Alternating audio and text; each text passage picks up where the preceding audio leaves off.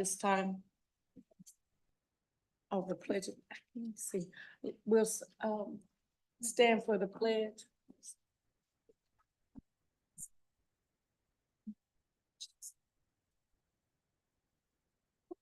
I pledge allegiance to the flag of the United States of America and to the republic for which it stands, one nation, under God, indivisible, with liberty and justice for all.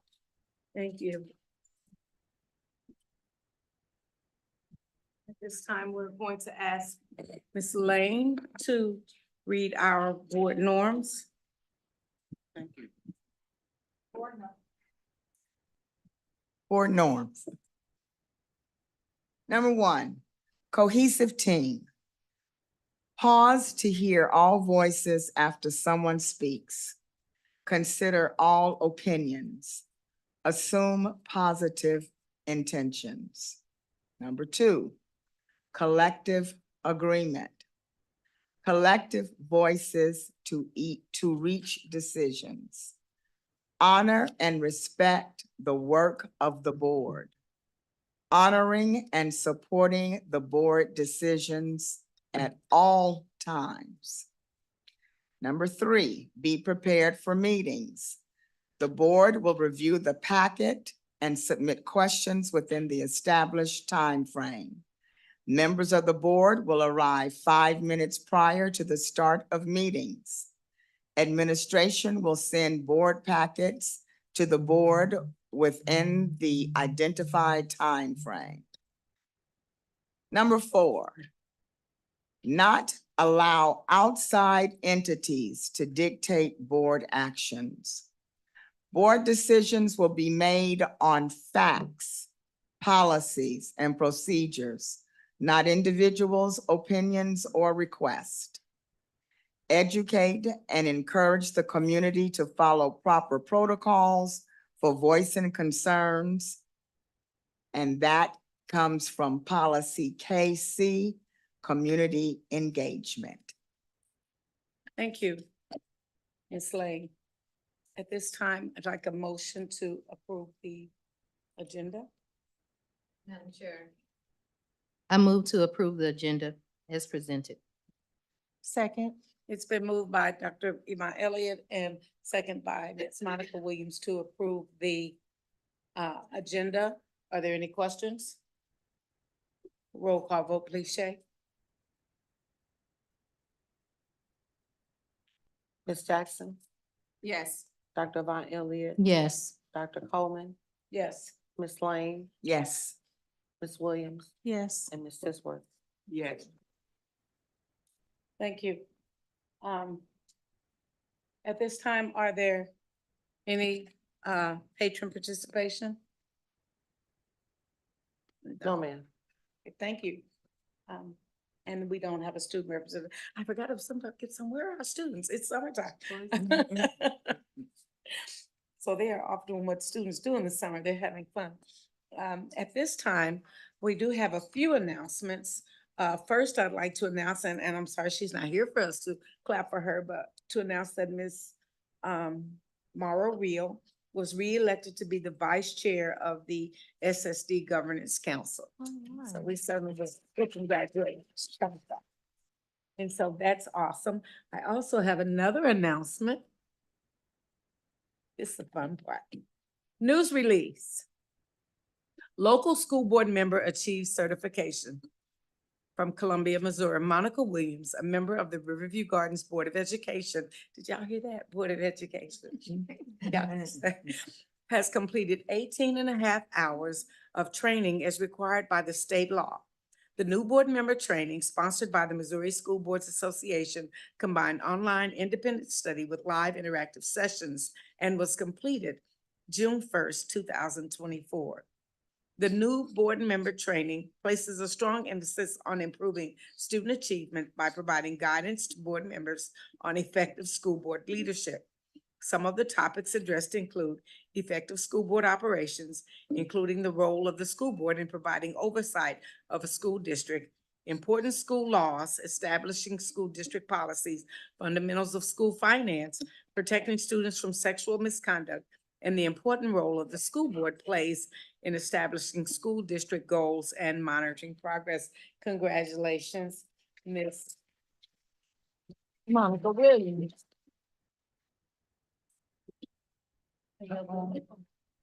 You have to get a picture. We have to get a picture. Get a picture. Come on, Monica, we gotta get a picture. Well, Monica, everybody. get a picture. Well, at least you and Monica, since you're giving it to her, but Miss Williams, I'm sorry. I have to learn not to call her Monica.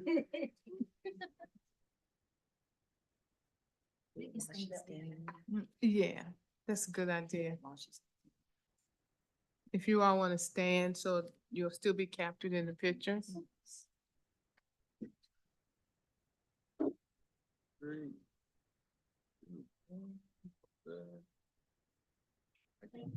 Madam President, Madam President, Madam President. Please stand.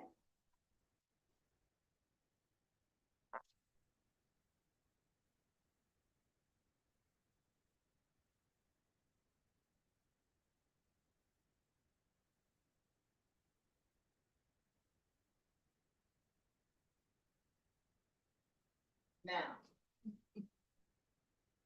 for 28 years, you have loved on, cared for, cried with, and I know because we talked about it, and shared your heart, your talent, your skills with our children, and we really want to thank you on this, your retirement.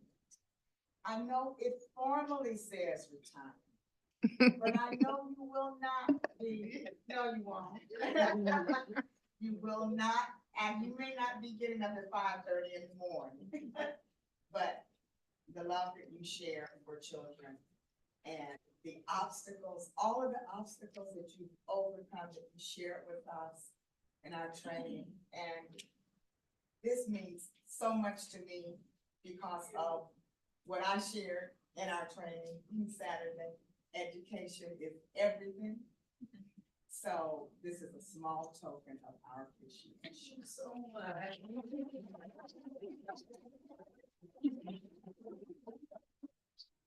Thank you all so much. I appreciate you. Thank you all so much. The board, everybody. 28 years is a long time. Yes, I'm retired, y'all. Get your picture. Come on. Oh, and 14 of those 28 years, we're straight right here, Riverview Gardens.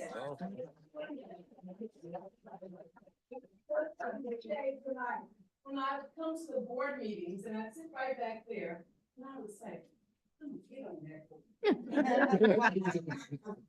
But look at you. Thank you so much. Thank you so much for all your support. And thank all of you for everything that you do for our students, because each and every one of us plays a vital role.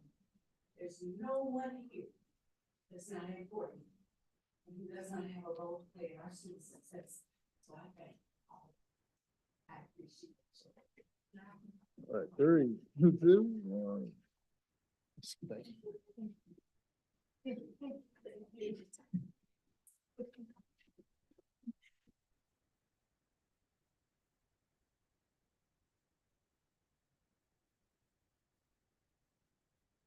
This was a wonderful segue into our final announcement for this evening.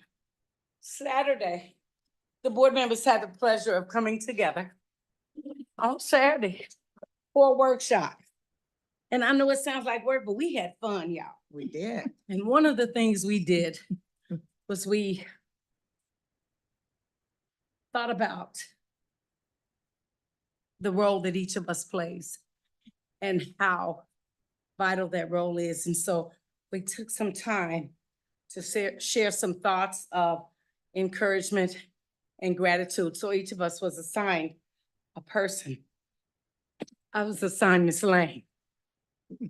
Ms. Lane, thank you so much for your willingness to serve our scholars and our community. Your eagerness to learn is refreshing. We are fortunate to have you as a member of our learning community.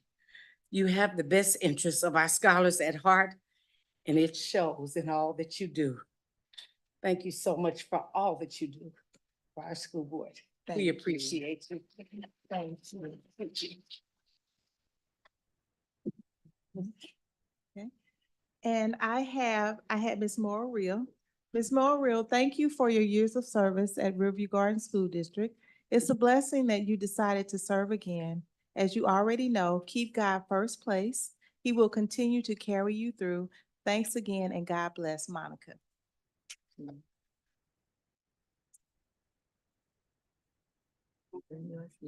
Okay. First of all, the front of the card says, get your mind right.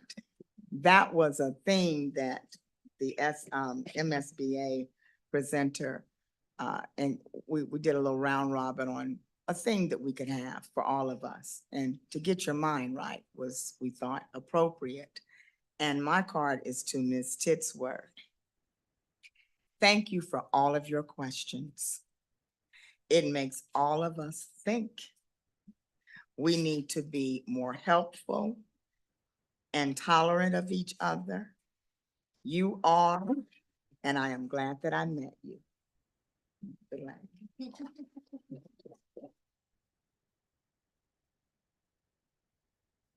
So I had two people. I had Dr. May, and I said, thank you for your service and your dedication to our scholars in Riverview Gardens and to public education. I also had Dr. Coleman, and I said, I am delighted that you are part of the Riverview Gardens Board of Education, and even more so that you are now our president. Thank you for your service and passion with regards to our scholars and their future success. You make a difference. Thank you. And Ms. Maura Real had my name. And she said, Joy Lynn, you are called by God to make a difference in the generations that you have had the pleasure of working with during your 47 years of service. Take time in your retirement to take care of you and your family, for the gifts and the callings of God are irrevocable. For he does not withdraw what he has given, nor does he change his mind about who he gives his grace to or whom he sends with his call. That's from Ms. Maura Real. Thank you so much. Thank you so much, everyone. It's wonderful to be appreciated. It really Ms. is. Jackson? Ms. Jackson. It says nothing happens by accident. Sometimes we have to work with people we don't understand and they don't understand us. But if we do all we do to the glory of God, he will show us the value of all we come into contact with. Veronica. Absolutely excellent. Thank you so much. At this time, we'll turn it over to the Superintendent superintendent. report, and I have a lot, so just bear with me. Just an announcement that summer school started June the 3rd. It concludes on June the 28th, and then we transition to virtual summer school. The hours of operation are 8:15 to 1:30 from K-8, and we are still accepting students to come. Let me say that. Attendance is important. Also, I am just, I feel the need to say how proud I am of the administrators in the Riverview Gardens School District.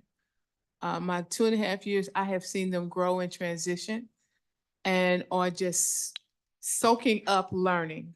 So school just got out.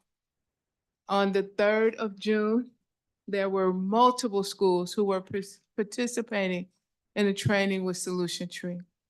Today, we had the vast majority of our administrators in a session with Solution Tree downtown.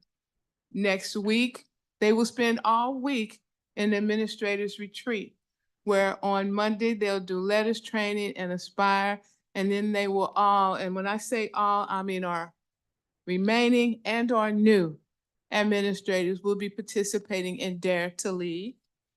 And then in July, they will all again, with teams from their schools, take part in the Solution Tree Conference that will be downtown as well. And just to hear the conversations. I was talking with Ms. Sharp this morning about just how the dialogue across the district has changed, and that, you know, they could be off taking a vacation right now and they are just soaking up. I got a text from a principal today saying that I'm in the most amazing session ever. And so I just want to let them know that it has not gone unnoticed. Also, Juneteenth is coming up next week. Delwood Recreation Center is holding a Juneteenth celebration. At 3 o'clock, they will have a panel discussion focusing on proactive solutions to violence in schools, creating safer learning environments. And I have been asked to be one of the educators that will sit on that panel to discuss some of the things that in Riverview Gardens we've done to address social, emotional, mental health, restorative practices in order to reduce our suspension rate, which has been reduced significantly. Also, on the 21st, members of our Board of Education will take part in the DESE strategic plan presentation, of which I have the opportunity to be representing the educational component of that discussion. And there will be educators from across the region and the business community. And we will talk about how businesses can also support education. We also have some of our new members joining our team today. So I would ask Dr. Tasha Jordan to please stand. Dr. Jordan will be our new science coordinator beginning July 1. And you can come up and get a picture because he's gonna take a picture with you in the crowd otherwise. And there are people around the corner trying to see, okay, who is she? Let me see. And if you just want to say something very quickly, and when I say quickly, like we got a long board meeting, very quickly. Thank you all for welcoming me here tonight. I'm really excited to be joining the Riverview Gardens team. And we're glad to have you. Thank you. Thank you. Also joining our team is Miss Teresa Harris. And Miss Teresa Harris will take over as the principal at Highland Elementary.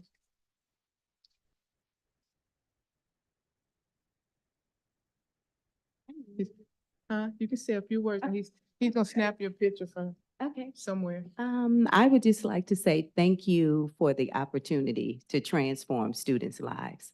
Thank you for Thank welcoming you. me and being a part of Riverview Gardens. Thank you. And before I close out our announcements, we have two of our educators who, this is their last week with us.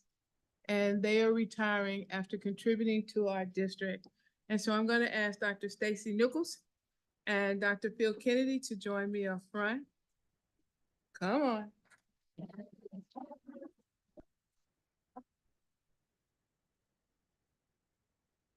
So the first certificate and board of education and our first certificate goes to Dr. Phil Kennedy, and it says, thank you for your hard work, dedication, and commitment to serving the scholars of the Riverview Gardens School District.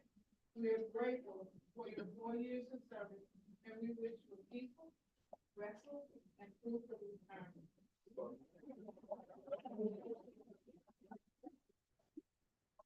And the next one, I didn't know you could do that. It says to Dr. Stacy Nichols, thank you for your hard work, dedication, and commitment to serving our scholars for 26 years. Was a total of 33, and so you have left a legacy, and you have 25 plus years.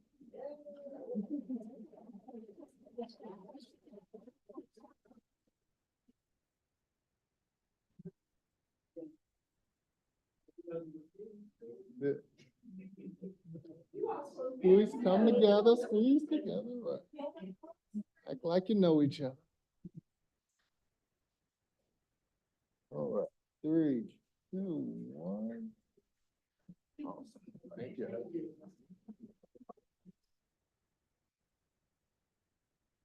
That concludes my announcements.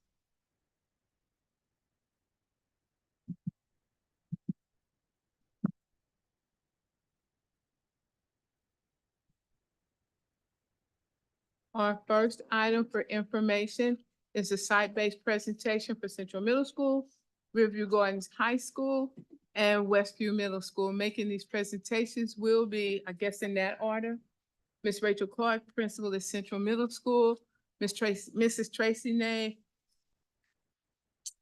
leaving principal, I don't know how to put it, at Riverview Gardens High School, and Dr. Cedric Gerald, Principal at Westview.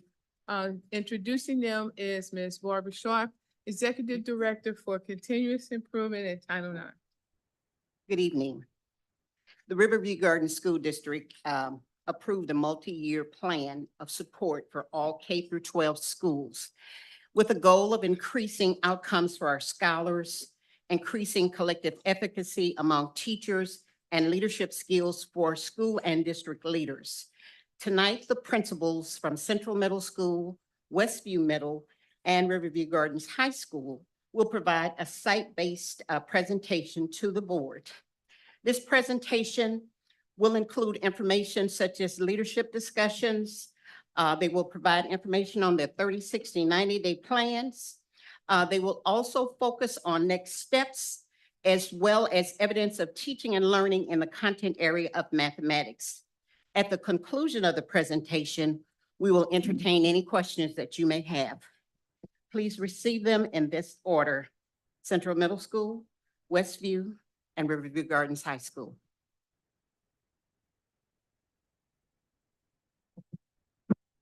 Good evening. Before you begin, I just looked at the agenda, and we're gonna let you do your presentation, but hold on. I just looked at the agenda, and Madam Chair, I should have asked to amend the agenda when we first started. We have guests here tonight and from our bonds council. And if there's any way we could move them up, because when we get to CSIP, that's gonna be at least an hour presentation in itself. Where are they currently? They are under discussion, and we're just starting our first information item, and it's 20 minutes to 8. We just want to move them to A. I just want to move them, their discussion up to 8. I would like to make a motion. I would like to make a motion I move to move item D to item A. Correction, I'm sorry, I was wrong. The CSIP's gonna take an hour, and that's next. I would like to ask that it be moved out of this, the discussion item be moved up under special consideration and go before the CSIP presentation. Okay.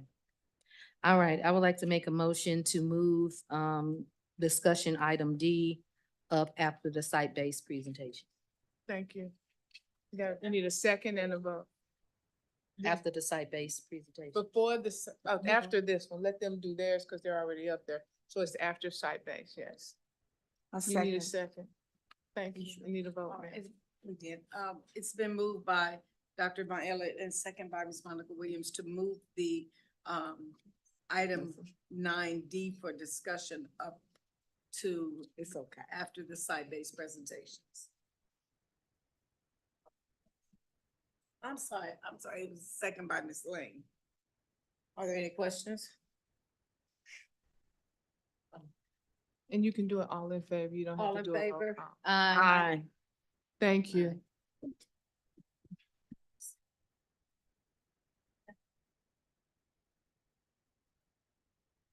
Good evening, Special Administrative Board, Dr. Pruitt Adams, who is a godsend, colleagues and community.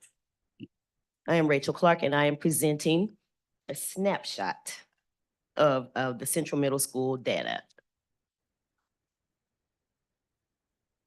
The first slide is representative of our 30, 60, 90 goals that were set with myself, my solution tree coach, our collective team, and the leadership team.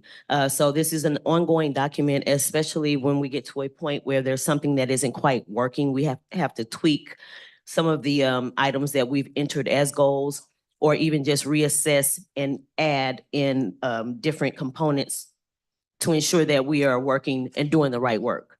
So the collaborative data team, that's the team that works with Fidelity to refine the process with a targeted focus on academic improvement. This is a slide that just reflects some of the celebrations that we've done throughout the school year with our scholars, because of course, we want to celebrate anything that we continue to stress that's important. For instance, 90-90 attendance, which means that our scholars are there 90% of the time. Of course, honor roll scholars, positive behaviors with PBIS, and then even their performance on our STAR assessment from beginning of the year to end of year. Here's our attendance data by quarter, by grade. And we have a comparison between last school year and then the school year that we just ended. As you can see, our sixth grade scholars started out rather well, but they fell off as we got to the second and third quarter. Some of that had a lot to do with the transitions and the adjustments just to middle school in itself. When we got to the fourth quarter, there was an improvement, but that was across each of the three grades. And some of that is contributed to the fact that we had a lot of assessments at the end of our school year. So we were more aggressive in terms of making certain that our scholars were in the building, even if we had to go get them, because we want to ensure that they were present and their assessment scores were a part of our data. So of course, we have an attendance team and it's structured, but the structure was based on our collaborative team first. We needed to determine how our tiers should look, which scholars should be in each of the three tiers. So each of the three tiers were built on the other. Of course, tier one, those are the scholars that are participating in or that are there at least 90% of the time. And I'm getting a yellow folder, so I'm gonna move on. Our SMART goals for math. And this is a main goal that we were gonna increase the number of scholars who performed in proficiency. So that's proficient and or advanced and STAR Renaissance. Initially, we started with MAP, but we knew we wouldn't have that data for the end of the year, and we wouldn't be able to use that to start the new school year. And then there's a list of action steps, of course. So our comparison for MAP performance, and this is from the beginning of the school year to the end of the school year. You'll notice sixth grade, from the beginning of the year, the 88% to the 91%, that's a great deal of scholars that performed in the below basic category. I can say that part of that contributes to the fact that both teachers in sixth grade math were substitutes. And that doesn't mean that they were not working hard, but there was some skill-based they just weren't there. But if you look at our seventh grade scholars and you look at the below basic and eighth grade, we decreased that below basic number by almost 10% for each. Of course, you can see in basic, those scholars moved to basic. We did improve in proficient and advanced. It's still not at the level that we know we need to get to, but we celebrated our staff because 62.1% of our scholars performed higher than the exceeded or the expected growth rate. So there was 62.1% growth for math in our building, which was phenomenal because we moved some scholars out of below basic they tiered higher in below basic. So we're tiering tiers. Next, these are the tiers and the interventions. We had whole group, beating basic, and then we also had math and read 180 and a math lab. The next principal is Dr. Gerald.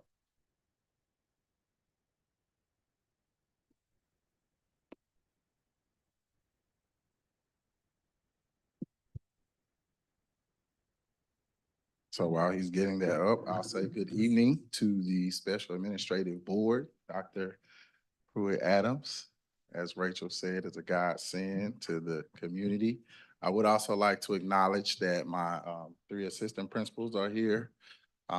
Ms. Lloyd, sixth grade, Ms. Nash, eighth grade, and Mr. Givens is seventh grade. So you have before you the school performance report for Westview Middle School. This is just a continuation. I had two big buckets that I focused on going into Westview this year. culture aspects, safety and relationships, just really looking at data that we knew could help improve and inform the culture. So for example, discipline incidents, when were they happening? Why were they happening? And what we needed to do, were there things we needed to stop doing? And so those are, just some of the things that we talked about, the discipline. The second piece was just feedback to teachers to help improve core instruction, right? Because we knew that if the core was not strong, that the majority of our students would not be achieving at the tier 1 level. And so we were just trying to make sure that the overwhelming majority of our students were learning at the tier 1 level without any remediation or intervention. In terms of, the collaborative and data team celebrations, veteran and novice teachers just buying into the structured number talks. That was one of the areas that we needed to focus on. So our solution tree coach came in and helped us to streamline our pacing guide, just really focusing on those priority standards, particularly with the majority of our teachers in most of those areas, except for 8th grade being math. Student engagement increase and data team meetings have started, and we are meeting, but that is an area that we need to grow in. Some of our school-wide celebrations, attendance certificates for students, certificates for parents. My attendance is popping. Our student services department just does an amazing job. We have amazing counselors, FACE department at Westview. So it really is a concerted effort. Our social workers, everyone has a part in making sure that these initiatives go off without a hitch. Our attendance data by grade level, you can just take a look, at where we are again. Coming into Westview, one of our challenges was just having accurate baseline data. Obviously, you see the data here coming from K-12. I'll just take a second and let you look at that. You can see, for example, in Q2, when you get over to 8th, you look at the 22-23, 16.14%. This year with us, 18.67%. That's a big deal because you want your 8th graders in school because you know that they are essentially going to go to the high school. Attendance interventions, tier 1, just some of the things that we did, just keeping the kids in the classroom, incentives, and then, at the tier 3 level, more one-on-one, and then that's when the FACE department comes in and may have to actually do some home visits. And then just moving forward, continue to work with our solution tree coach, continue to work with our instructional coach there in the building, and continue to intervene at the tier 2 and tier 3 level. And then finally, our performance data. We're pretty excited about that. Can't wait to see those MAP scores. It's pretty impressive data. Math is outperforming ELA, but you can see we grew in terms of math in some, double digits. So that's some pretty impressive data. Support frog that doesn't praise his own pond. So I'll clap for Westview right there. And finally, those interventions, tier 2, tier 3, again, just making sure that we're building capacity at the tier 2 and tier 3 level, because those are the areas that we're going to need to intervene when students aren't coming in learning on grade level.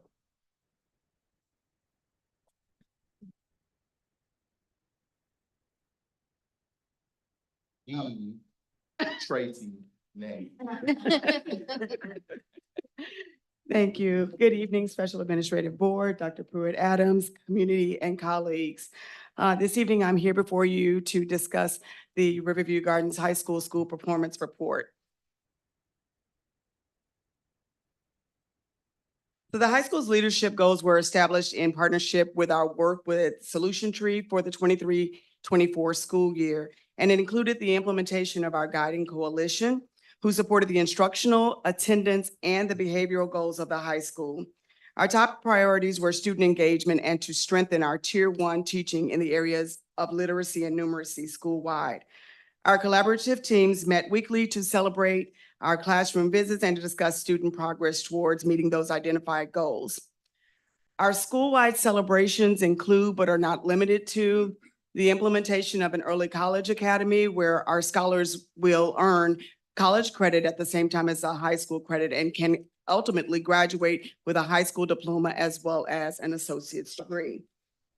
Again, we've talked about this before, but we earned our class of 2024 earned over 14.5 million in college scholarship dollars, including our valedictorian who earned his place as a Gates Scholar. This Gates Scholarship is with Bill and Melinda Gates Foundation and allows that scholar, who is a recipient, he was one of 700 out of 53,000 who earned this scholarship. He can go to the college of his choosing and they'll pay for undergraduate up through his PhD. In addition to that, we've had some increase in our parent and community engagement. We had 3 active parent ambassadors. We've held restorative parent circles. We had now a soft opening for our Ramilly Marketplace that will allow families in the community to come by the high school to now get groceries through the summer. And so our social worker and our lead assistant is monitoring that throughout the year.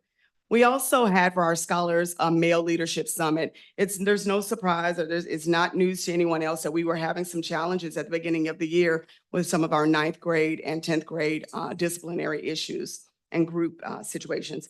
I want to thank Dr. Singleton, Mr. Ford, all of the men in the district, as well as the community, the alumni, all of those who came together to put on that male leadership summit. After that, we also had a Love Yourself conference for young ladies. We've had the implementation of our book club to introduce reading and increase the literacy levels at the school. And we had 9 nationally acclaimed authors to visit our high school. And so those are just a few. We also had a national qualifier in retail and leadership for DECA. And DECA is a marketing, career and technical student organization. And those individuals, which included Micah Long, our very own student rep, attended this conference in Anaheim, California. So we're proud of that. As far as our teachers, we have 3 international teachers and have already put on play for 3 additional to come. Our international teachers rock. They came in and did a fabulous job. We have one who will serve as one of our dual credit instructors for biology for next year. We had Acceleration for All, our guiding coalition that we've spoken about. Staff-led professional learning with literacy across the content areas. And even with all that has gone on, we have maintained a retention of 95% of our staff. Our status goals, attendance goal is still a challenge for us. We are currently at about 33.67%, but our goal is to get that on up. As measured by the 90-90. By May 2024, we were wanting to increase 10% as measured by the STAR end of year. We did meet that goal. We will soon get that information from ELA and math or our MPI, but we are confident that if it is anything like our STAR data, we should show growth there as well. We did reduce the number of disciplinary events by 20%. Our goal was 10%. By the end of the 23-24 school year. And then the high school graduation rate, our 4-year cohort rate last year was 66%. Now, we did receive points on our 5-year rate. This year, I am happy to report that preliminary evidence shows that our 4-year cohort rate will be 76%. And that does not include those who are completing in summer school. That's great. Go ahead, you can applaud. No, and so this is where we go down. We come back. So you can see there with the grade levels, our attendance, it's a concern. It's an issue across the district. And what we're showing is that our 9th graders have the lowest attendance percentage when we're looking at the 90-90. Those top 2, September, October, that's when we had those 2 big incidents that occurred and had a lot of suspensions going on. And then January, you'll see a significant dip, and that was with the immunizations. So we'll continue with that. Our attendance interventions, we have a weekly attendance task force. We have individual awards, attendance grade level competitions. We have home visits, parent follow-up conference, and restorative parent circles. We talked about our Algebra 1 goal. Algebra 1 is where we're assessed for our data. And our goal was to increase the number of proficient or advanced students by 10% as measured by the end of year STAR Math assessment. We started the year off at the beginning with only 1% of our students who are freshmen taking Algebra 1. scoring in the proficient or advanced range. We ended the year with 19% scoring in the proficient or advanced range. All right, some of our math interventions, and that's with 2 subs in that department, in that Algebra 1 group. A small group instruction, we had some tier 3, one of our PE teachers also is math certified, pulled her out. She started doing some intervention, intensive instruction, and after-school tutoring. And these are just some of the pictures from our year. Thank you. Thank you. And we will entertain any questions.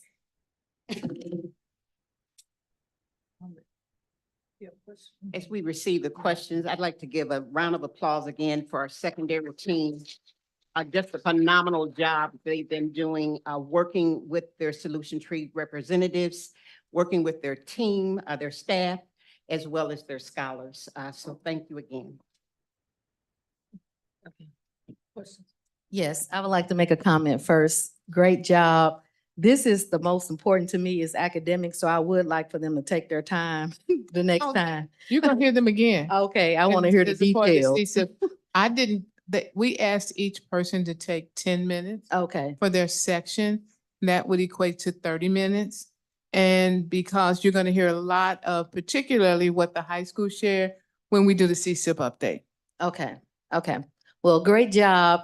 I think I've asked this before about what is being said by the parents that you see as a pattern to why the kids are not coming. Like, what are they saying? Is it the social issue? What is actually going on that they are reporting that you put in SIS to say this is a pattern that they keep saying that they got appointments or something, like any of you? And I was just curious with Westview. I was like, is that the percentage present or the percentage absent? Because I was like, that was really, huh?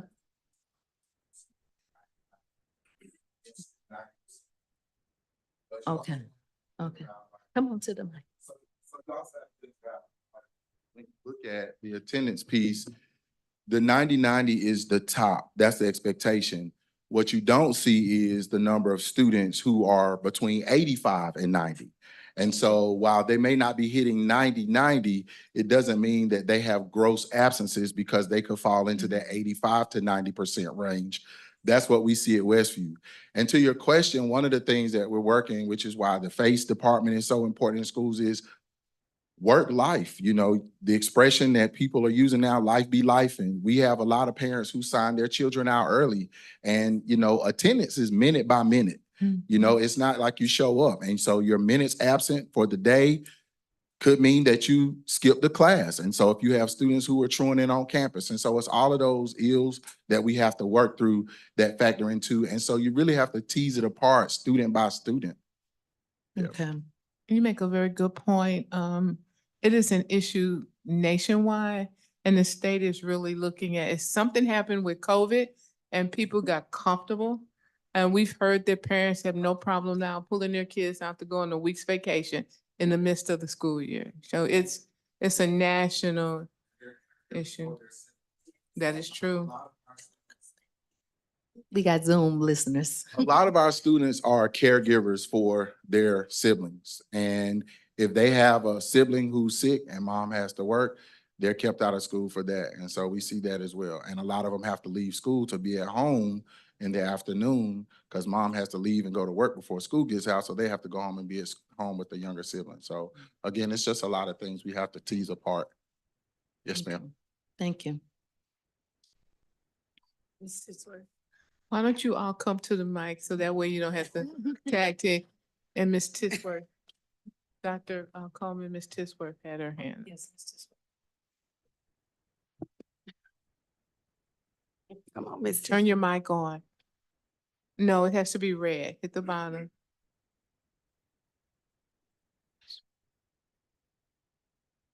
Turn the other one on. Her cap came off. Okay. It's no, someone's coming. Yeah, he used that one. There you go. The high school. I said that the substitute teachers, with the substitute teachers, the school student wasn't performing as well. So I said we showed growth in spite of the fact that we had 2 substitute teachers. 2 of the 4, we have 4 total certified. The other 5 are long-term subs. But this year, we've hired 3 additional math teachers, so we should see some growth. We should see some success. But they were able to show improvement even with 2 subs in that category. Are there any other questions? Thank you. Thank you. Thank you, guys. Yes, ma'am. Thank you for allowing us to adjust. Thank you for allowing us to adjust the agenda. The next item is the resolution authorizing the issuance of $25 million aggregate principal, it's a lot, aggregate principal amount of obligation bonds under the Missouri Direct Deposit Program Series 2024. Introducing the people who will assist in this presentation is Dr. Levon Singleton, and this is in compliance with our board policy DIAADC-I-AP1. Dr. Singleton. Good evening, Special Administrative Board, Dr. Pruitt-Adams, colleagues, and community. Tonight, we will present a resolution authorizing the issuance of the $25 million of the district's general obligation bonds. And these are for the purposes of acquiring, constructing, renovating, furnishing, and equipping school sites, building and related facilities for school purposes, including safety, security, roof, HVAC, parking, and technology improvements, collectively called the project. As you all can recall, a couple months ago, our school district we ran a successful Proposition S, which focused on safety and security. The voters approved by a supermajority for us to issue $25 million in general obligation bonds. Here tonight to present this resolution for formal adoption with us is Lorenzo Boyd, one of the managing directors with our bond underwriters, Stiefel and Nicholas, and also Sean Flynn, who is an attorney. He works for our bond counsel, Gilmore and Bell. So at this time, I'm going to turn it over to who's behind. Is Lorenzo, are you coming first? All right, Lorenzo will be first, and then followed by Lorenzo will be Sean. No need. Okay, no need to Sean. You like that, The Sean? attorney. Good evening to the board and to the staff. As Dr. Singleton mentioned, we have a resolution in front of you. I want to say congratulations on the passage of the bond issue in April.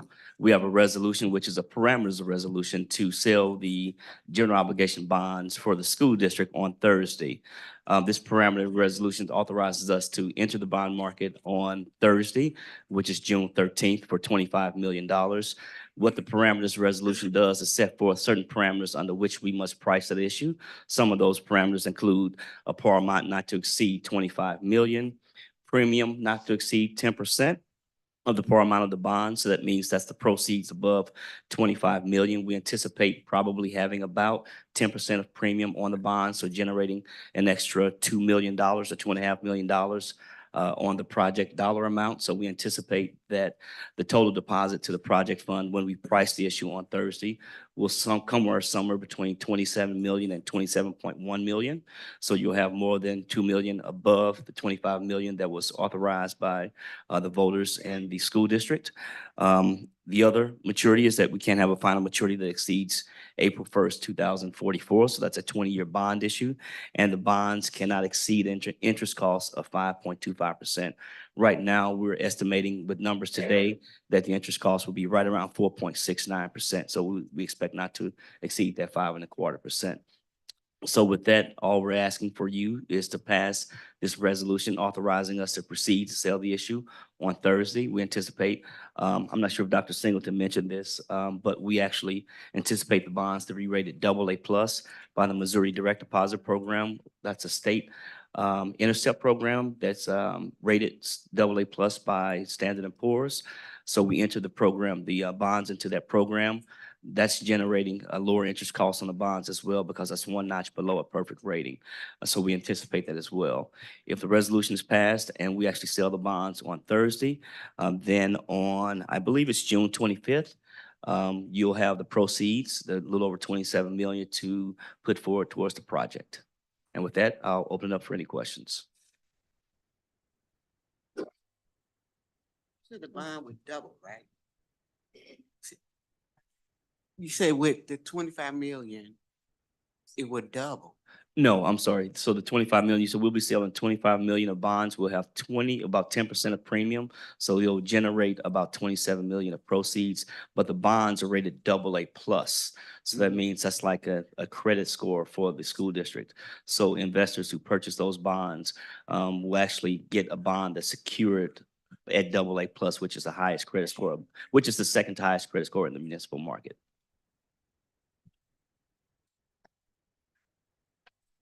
Any other questions?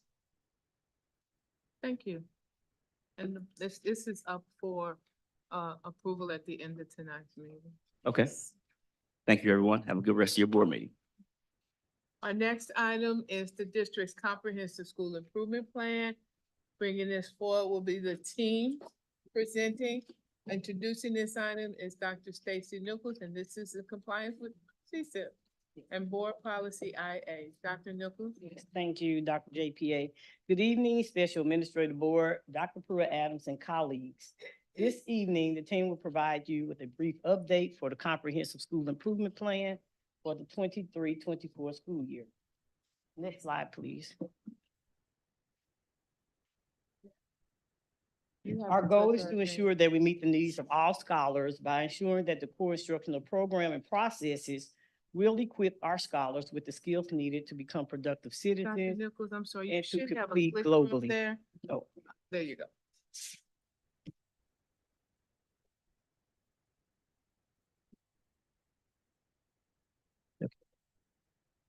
The Comprehensive School Improvement Plan was created around 5 core elements of student performance, staffing and workforce, collaborative culture and climate, college and career readiness, and attendance. Also, the MOT leaders conducted several meetings this year with their teams to evaluate the effectiveness of the goals and to update their strands. Each management team oversight leader will provide you with a status update regarding the status of their goals and action steps this evening. At this time, Dr. Kennedy will come forward to provide you with the update, data update regarding student performance.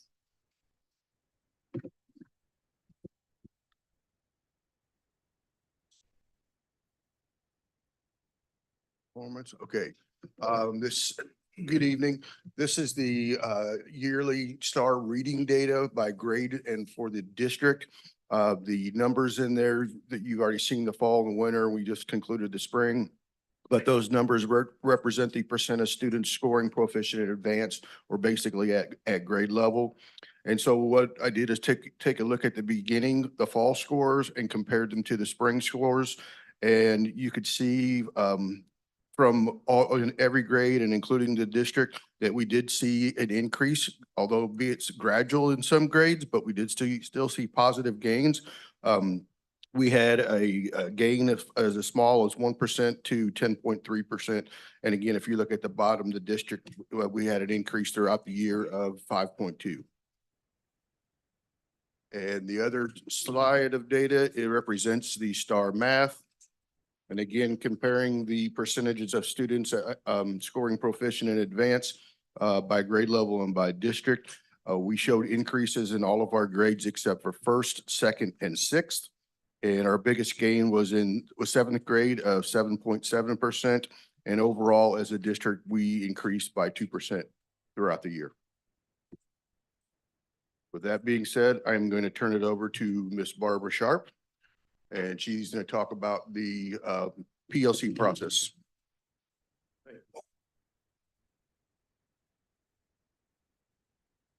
Thank you very much to the Special Administrative Board, to Dr. Pruitt-Adams, to colleagues and community. You know, every time you make a plan, sometimes you need to have a plan A, plan B, et cetera. And so with this plan, we devised some documents and for some reason, They weren't able to make it to the presentation, so I have a modified version that I will share with you tonight. So want to point out that we have a partnership that was approved by the Special Administrative Board. My timekeeper, help me out here. All right. All right. So you see that this is collective work. It's not just within the district, but it's also with Solution Tree as well as Missouri Department of Secondary and Elementary Education. These are 3-year supports that we have received. So you'll hear me talk about or you've heard other people talk about the different supports that have been provided. However, I do want to really emphasize the frequent site-based visits, district conferences, and support that we've received from our state supervisor, Dr. Clancy May, as well as support from Dr. Kramer, who is a project leader with this work with Solution Tree. Here, I just give you just an example of how I have worked with the schools and provided support in monitoring this work. You hear frequently about the continuum. This is how this work is evaluated. So these are 9 critical areas that we use to look to see if this work is in progress, what stage each category that we're working on. So that's the continuums that are provided there. And so I'll begin focusing now on strategy 1 and question 1. And so I've listed some quarterly updates. The main one I want to point out that I didn't share with the earlier presentation, it's what's called a data dashboard. And I'll come to that one in just a moment. But here, this is evidence of how schools work to unpack their standards. So I've given you an example from Gibson Elementary School. This is a form that is used to conduct what's called fidelity checks. And so this work is still in progress, and that's why you don't see other ratings there. But each one of those continuums I talked about earlier, this is listed here, and that's how we're able to evaluate the progress of the school's work. So by probably July, early August, I'll come back and I'll have a more extensive report. This slide just gives you all of the meetings. We have a plethora of meetings. And so this is just a snapshot of how we track the meetings and what occurs within the district. This is evidence of professional development, 1 for district level and 1 for building level. Here, strategy 1, question 2. We want to talk about the frequent presentations from and presentations such as tonight to the Special Administrative Board, DESE accountability planning, support from Solution Tree, Dr. Kramer, et cetera. So this is just one example from Meadows and how Meadows has looked at their data and they've been able to track it to see how they performed overall. And so when they meet in their data teams, in all schools, when they meet in their data teams, they're looking at information such as this. This is strategy 1 and question 2. How do we know if students are learning?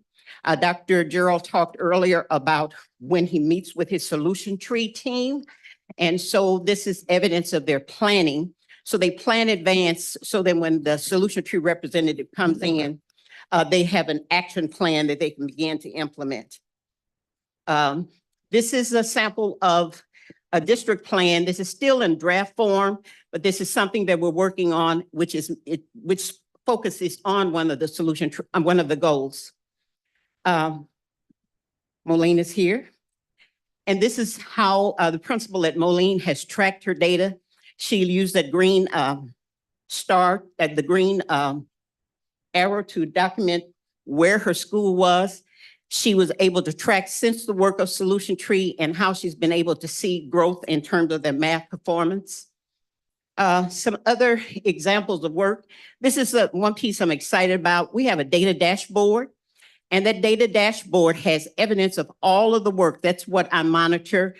Periodically, I'll bring that information to the DLT. I'll talk to the district leadership team about where schools are and the work that's going on. So for every school, there is a snapshot there of all of the work that has been occurring throughout the work with Solution Tree. Again, here's an example from Moline. And this is a sample of her guiding coalition. She has her documents that she attaches to that. And that's another way of tracking the work. Come on, come on. This is professional development beyond what physically occurs. We've had book studies, and so these are some of the books that we have engaged in professional learning. I list here some next steps, and I want to point to the last two, which is increasing the literacy and math coaching support in all K through 12 schools. That is something that I will be coming to you and talking to you about later. And also, I'm really excited about the opportunity to have increased collaboration and looking at these fidelity checks with the Assistant Superintendent of Curriculum Instruction, as well as leadership and accountability. That concludes my portion. Now, Dr. Tiffany Hunter will come with her presentation. Thank you, Ms. Sharp. Good evening, Special Administrative Board, Dr. Joylyn Pruitt-Adams, colleagues and community. I have the privilege of introducing you to Strategy 2. So let's, Strategy 2, the curriculum and instruction team are looking to improve Tier 1 instruction. And so I'm going to share with you how we've done this in the area of science. And so we had 2 action steps. The first action step was to give professional development to our teachers in the area of the 5E framework, which is engage, explore, explain, elaborate, and evaluate. It's a model that's nationally renowned. So we provided professional development in those areas. And then our second action step was to revise our curriculum. So the evidence related to that, we created an instructional suite tool which outlined the success criteria for the 5E framework and what it looks like inside of the classroom. We then gave the teachers professional development throughout the school year. And so 3 of the 4 professional developments we focused on secondary was geared to showing teachers how to implement the 5E framework into the classroom. So we introduced them to what it looks like. We showed them instructional suite tool. We modeled for what it would look like, and then they had time to collaborate. We then, and when I say myself, I worked with Remy Bryant, who is an instructional coach at the high school for science. And we went through and we did instructional sweeps using the instructional sweep tool. And so from that data, we kind of decided what other type of professional development we can give them, as well as coaching opportunities. To address the second goal, we did revisions to our science curriculum, which is currently happening right now. We're doing curriculum writing. And so our secondary teachers are actually creating benchmark assessments because we have the professional development in place, all of those things. And now we just want to see, is there progress being made academically? And so they're creating benchmark assessments during our curriculum writing, which is part of stage 2. I do want to show you all some pictures of the 5E model in action. And so Matt, if you can click on the link. Maybe.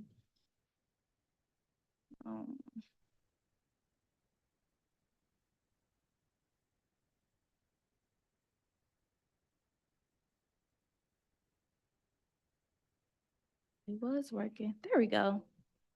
All right, so these are just some things throughout the school year, as you can see, and if you don't mind putting it in present so they can actually see it, thanks.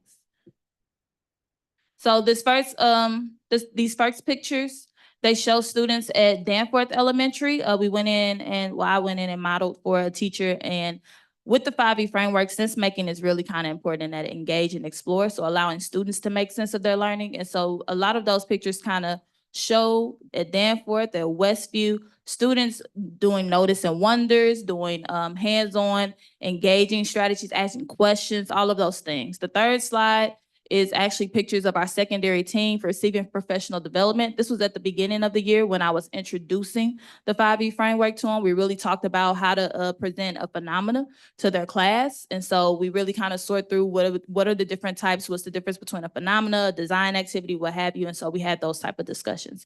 This year, our 5th grade and our 8th grade scholars from both middle schools and all 5th grade students in the district got a chance to go to the Challenger Learning Center, where they actually got to engage in a space mission. And it was kind of to build upon the Earth and space concepts that they were taught in class. And so they built rockets and they got a chance to launch those rockets.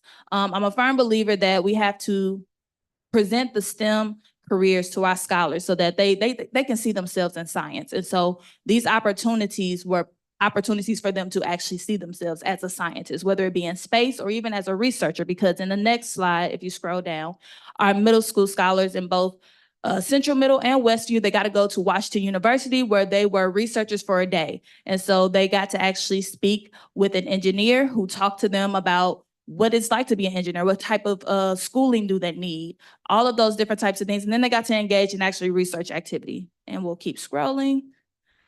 This is more collaboration that's taking place with our secondary team. They actually had time to sit with each other, collaborate with each other, and this is between schools. So Westview and Central Middle were sitting at the table if they taught in 7th grade to discuss how they can implement the 5U framework into the classroom. Go ahead and keep scrolling. More hands-on instruction happening at Central Middle in our 8th grade classrooms, and you can keep scrolling. These are our teachers actually implementing the 5U framework, the engage and explore part that we did professional development on. This is actually at the high school and the middle school. And I have to second what Ms. Nave said about our secondary international teachers. They are absolutely amazing in the area of science. I've had the opportunity to work with each of them and they are amazing. You can keep scrolling. This is me actually modeling a lesson for the high school physics class, 9th grade students, and I absolutely enjoyed working with them. We actually did the design engineering process and learned more about momentum force. They did not want me to leave. They truly enjoyed it. And so that is it in the area of science. I am now going to pass it over to my colleague, Ms. Kimberly Mott, who is the math coordinator. Okay, good evening, Special Administrative Board, Superintendent Dr. Pruitt-Adams, colleagues and community. In regard to student performance in math, Strategy 2 stated that we will implement strategies aimed at improving Tier 1 core instruction, which is what all students receive every day, while supporting teachers within the professional learning community model. The math action step for Strategy 2 involves facilitating the implementation of best instructional practices across Tier 1, 2, and 3 through professional development and ongoing coaching and support in the math workshop model and the concrete representational abstract model, also known as CRA.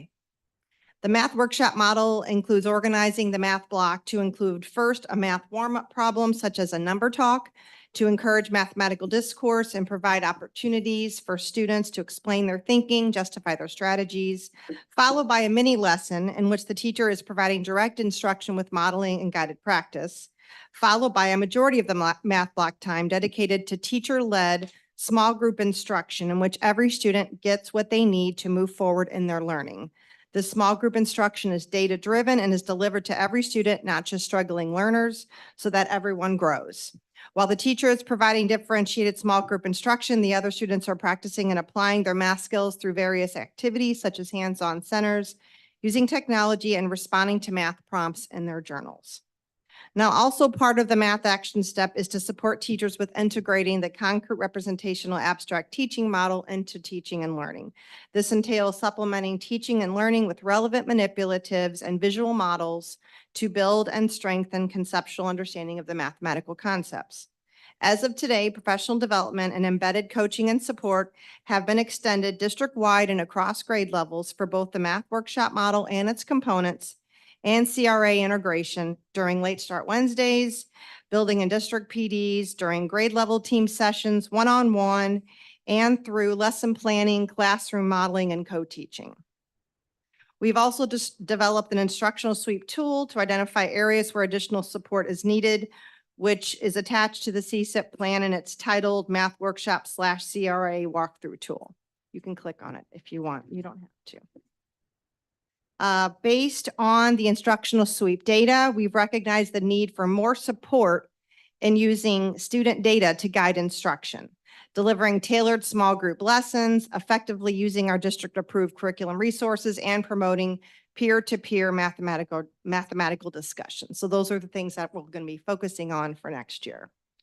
The evidence we've compiled for the Comprehensive School Improvement Plan includes sign-in sheets from professional development sessions, feedback from teachers, data from our instructional sweeps, images showing CRA and math workshop activities in classrooms, and our summer school curriculum task calendar, which is what our teachers are working on and our ICs are working on over the past 2 weeks. And as of today, if you were to click on the school curriculum task calendar, you could see all the assignments that are for them to do on stage 3 of the learning plans.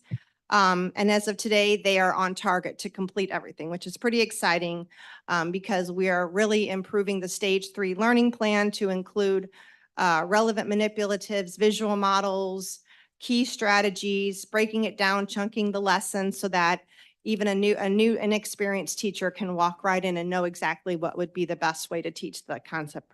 So that's what they're working on there, but you could click on that if you have the CSIP in front of you.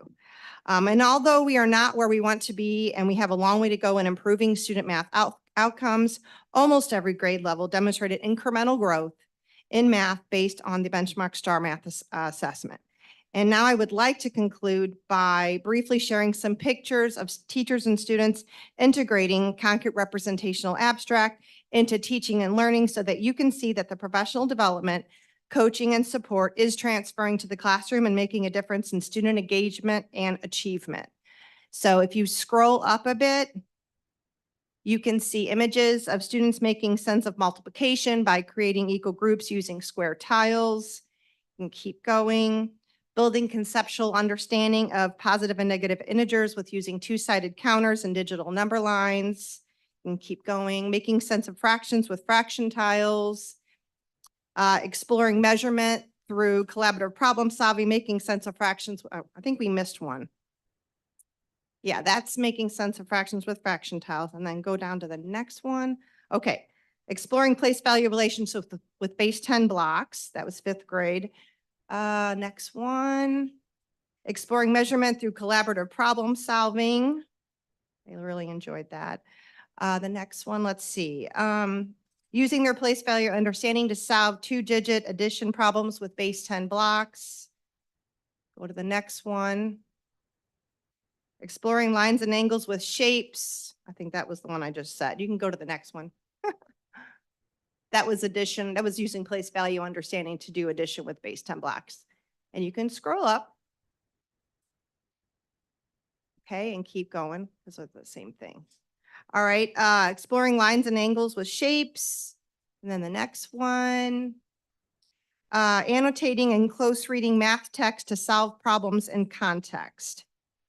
And then the next one is participating in measurement hunts. But you can look through more if you'd like, but it was really exciting to see students really enjoying doing math.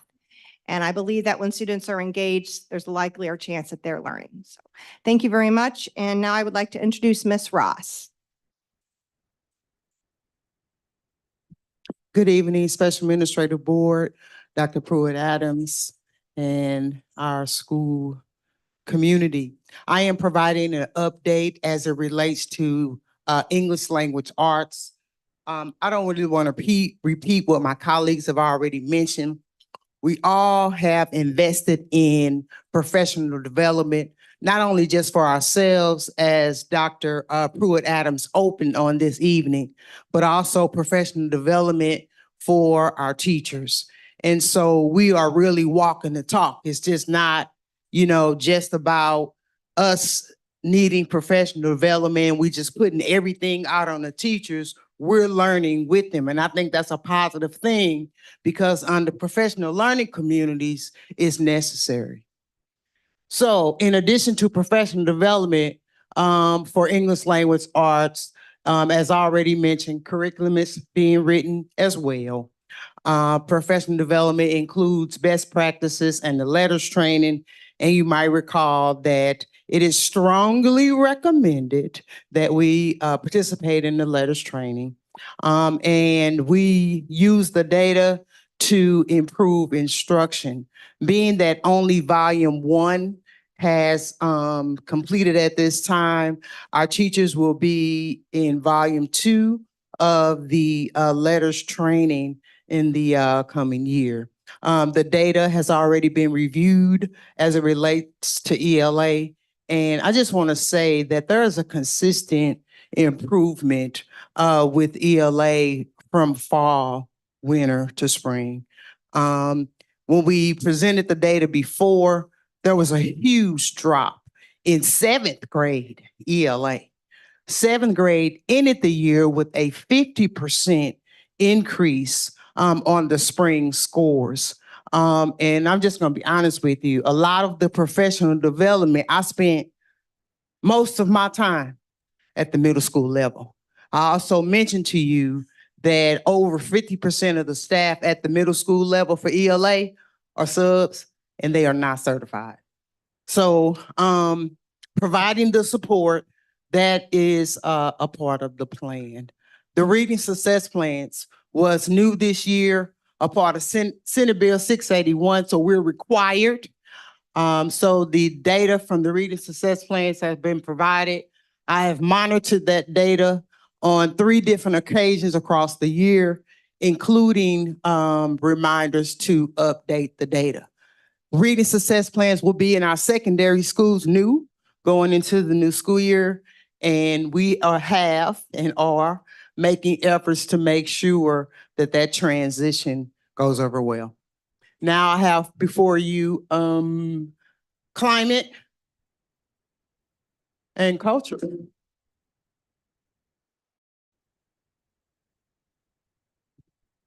Good evening. I'm Ishmael Sistrunk, and here, Clayton's not here today, but we are presenting along with her. I have with me Ms. Deidre Liddell, Ms. Carmen Mays. Come on up. And for collaborative climate and culture, we can get that slide up. Well, I'll just go ahead. So collaborative climate and culture comprises of the following indicators: safe and caring environment, culture of high academic achievement and behavioral expectations, collaborative partnership, and parent and guardian involvement. And what does all of that mean? Really, it means that we need to have a positive climate and culture for there to be effective learning. We need to have a positive climate and culture for there to be effective teaching. So if our staff members don't enjoy coming to work, if our students don't like coming to school, it's going to be hard for them to be successful. And so we had 2 SMART goals to support the collaborative climate and culture. One, by spring of 2024, the climate and culture of the community will improve by 10% as supported by our surveys. We have a fall and a spring survey. The spring survey is currently still going on. This is a plug for anybody who hasn't filled out the climate and culture survey. It's open to the school board. It's open to our staff members, to our parents, to our scholars. It's available on the website, but we're trying to get as many people to fill that out. And the reason that that's important is because we have to measure what people feel about the district so that we can improve it and continue to do better. So please fill that out. The other SMART goal is to decrease student referrals by 10% as measured by data entered into SysK and Pulse. And so Ms. Liddell, Ms. Mays will talk about that. In terms of the surveys, as I mentioned, we did a fall climate and culture survey. We got over 500 combined responses, parents, students, staff members, residents. And so for the spring one, or spring summer as we're calling it, it's been a struggle. We launched it towards the end of the year. So it's been more challenging because everybody was dealing with graduations and trying to go home and retirement. So that's why we're really pushing it. It's also long, at least the staff one. So we've gotten a lot of feedback from our staff that it's too long, but we wanted to keep it the same as the fall so we could compare apples to apples. But going into next year, we're going to shorten that staff survey. Right now, it's probably 60 some questions. I'm going to shorten it down to 20 or 25 just to make it easier to digest. But what we did in the fall was we looked at the results of the survey. We met with DLT, we met as committees, and we brought that to the board, and we made some changes to deal with those things. And so Ms. Liddell will talk about that. We've also done a federal program survey about need assessments. I know Human Resources did some surveys with our staff about the faculty lounges. So we're doing a lot of surveys to get feedback from our staff, from our parents, from our community. Parent engagement has done surveys after each of the parent engagement activities. And so we're really looking at those metrics and using those to develop our plans to improve. So now I'm going to turn it over to Ms. Liddell. Good evening. I'm here to talk about Strategy 2. and that is to improve the climate and culture at the district level by developing community building activities amongst staff. A few of those building activities that we have, of course, is our convocation, our back to school bash, but also this year we had a really great bowling night that we did right before winter break. And we also just finished out our end of the year celebration, which we received really good reviews on. Another thing that we have that Ishmael does a great job with is our Riverview Excellence Awards that he hosts here at Central Services. So with that, we are slated to meet at least 3 times per year. This year, we've met 5 times, and we are excited about upcoming activities that we will be sponsoring for next year to make sure that we are bringing together all staff for very positive activities to create a great climate and culture for our family, for our Ramley. So with that, our Riverview Excellence has been great. Our beginning of year celebrations have been great, and end of the year celebrations. We are very grateful for our district partners. We are still working without a budget for this, so our district partners have been very generous to donate for funds for these activities. And we're currently still looking for a funding source. Next, I will go into strategy 3. Our strategy 3 is to improve the climate and culture at the building level by developing opportunities for our parents to participate at the district level. So with that, we do have a family engagement specialist. With our family engagement specialist, we now have 8 of 13 schools that have confirmed PTOs that are up and running and in progress. We are also in the testing phase for a family engagement app, which would be great for our families to be able to communicate, because we know that the texting and all of the apps, a lot of times they work better than some of the phone calls. So that will be another great way to be able to get in contact with our community.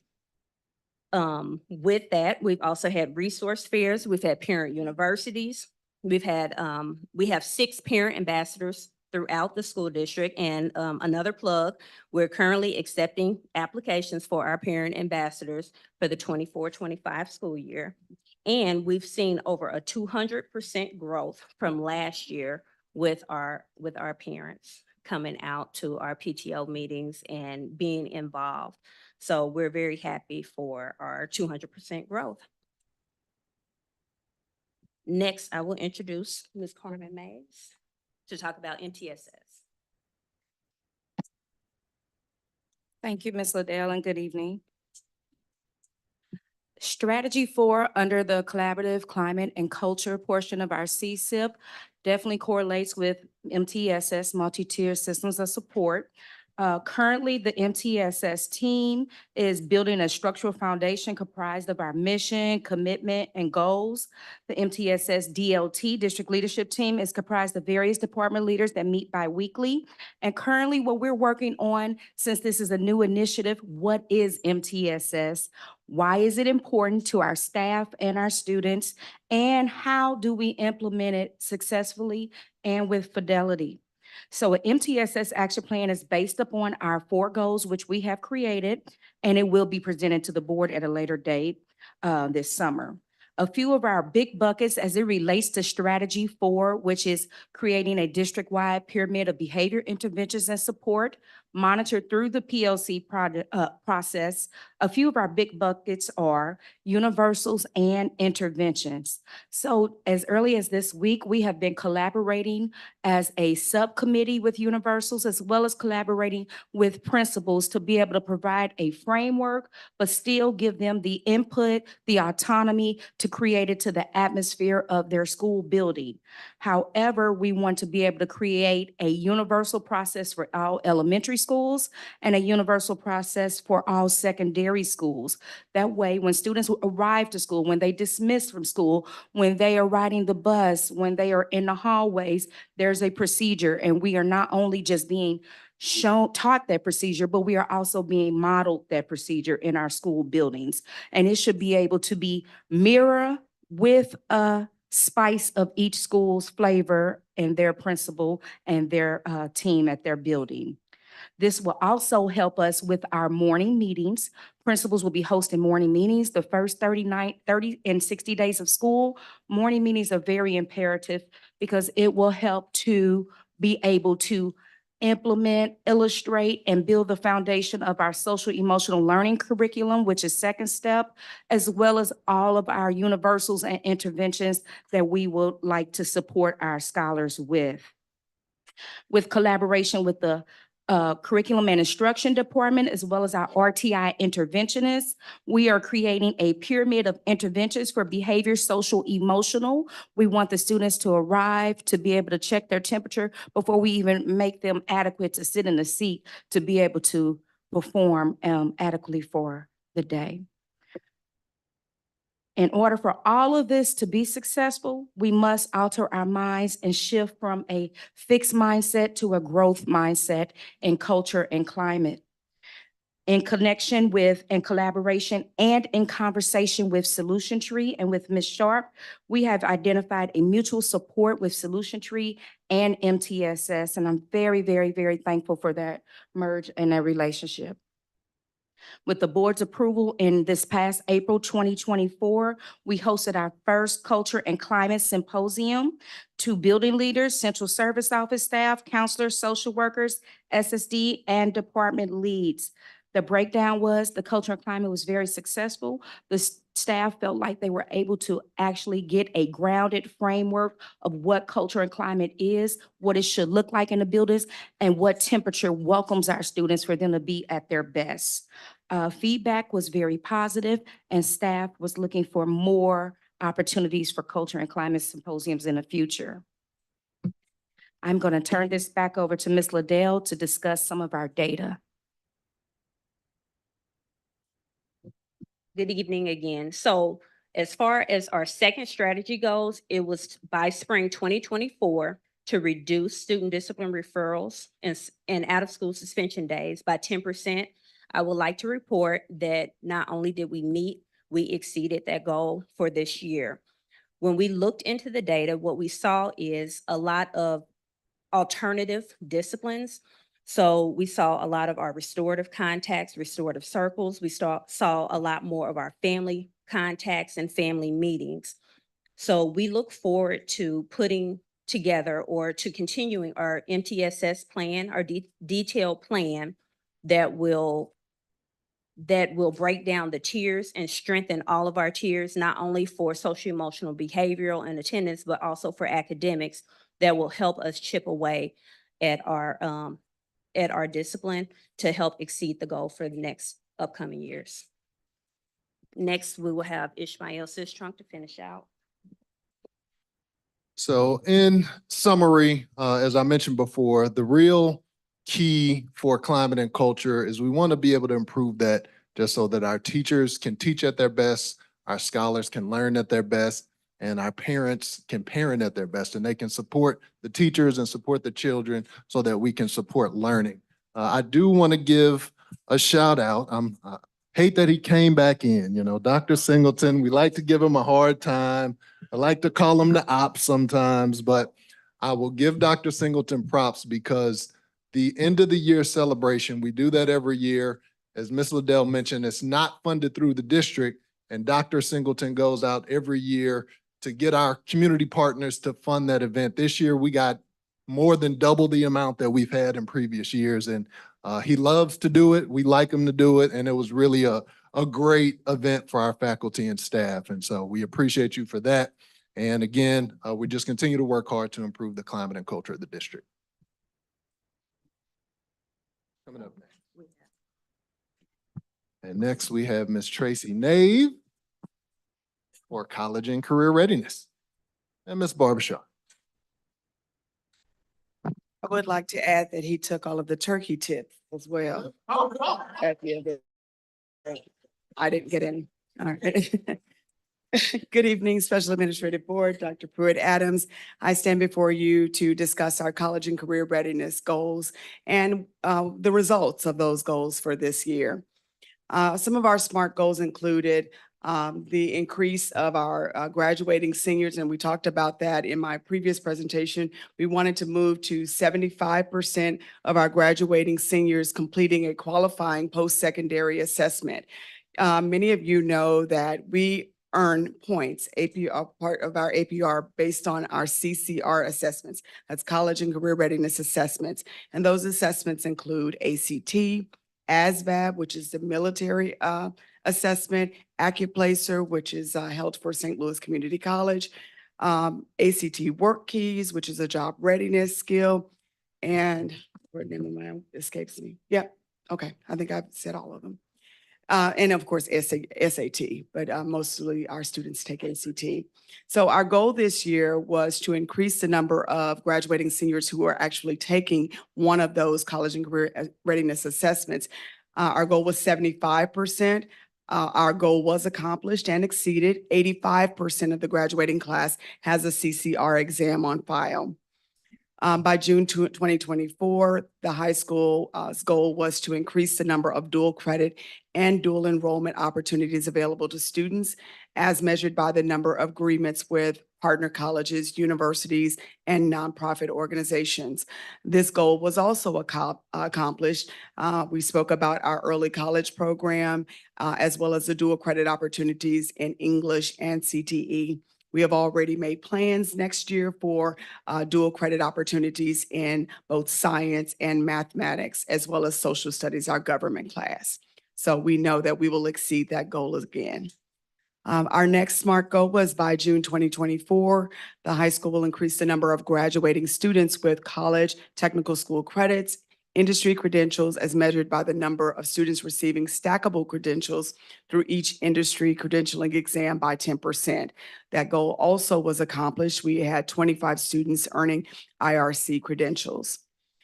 By June 2024, Riverview Gardens School District will increase the percentage of students graduating in 4 years. And I talked about that 4-year cohort rate in the previous presentation. But that 4-year cohort rate starts the day that a student enters high school as a freshman. It doesn't matter if a student comes to us for 2 days. Once they've come and entered our high school as a freshman and they stop coming, and we've had that happen. Students have come, they leave, they go somewhere else, and we don't find out where they are. They are now counted against our 4-year cohort and counted as a dropout for us unless another school picks them up. So maintaining a cohort and improving that graduation rate for that 4-year cohort is a feat. And so I am very happy to say that, last year, our 23 4-year cohort was 66.6%, although we did earn the credits for the 5-year rate that was at 70%. Our 4-year cohort rate for this year is projected to be at 78% for the 4-year graduation rate. And I'm sure that our 5-year rate will also improve. Again, talking about the college and career readiness highlights, this is our 2023 performance.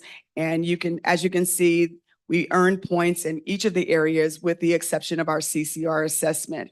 The year before, only 50% of our graduates completed a CCR assessment. This year, as I stated, 85%. So we're hoping that we'll make these small gains that will get us to eventually earn points in that area.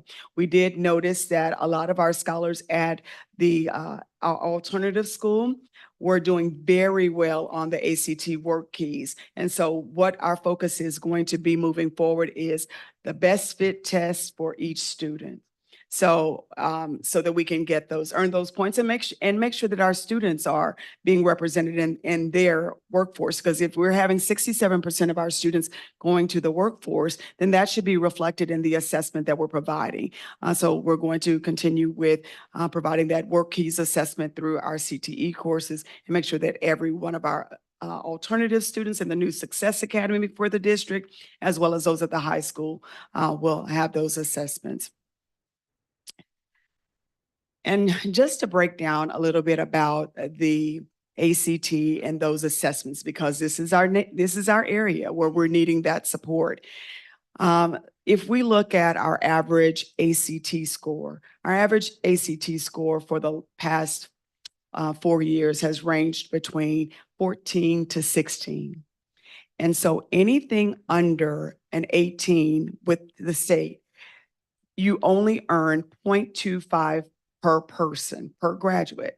So in a district where your ACT score, your average score for whichever of the exams is in that lower rate, that red rate, then you're only earning that 0.25. So if we have an average of anything less than 18, 100 graduates would only earn us 25 points, which would keep us on the floor in this area. In an area or in a school district where the average rate was 22, that 100 students would then earn 1 point per each. So as we're only earning 25, they're earning the full 100 points and are able to get those points in this area. So it's imperative that we, make sure that we're testing all of our seniors and our graduates, but also making sure that we're testing them in the right areas. So we are committed to doing that moving forward. And this is just, this is basically what I just talked about, how those numbers, it's anything under 18 is only 0.25 per student. Anything 18 to 21 is 0.75. If you earned a 22 or above, or 22 to 25, it's 1 full point. And if you earn 26 or above, you get 1.25 per each graduate.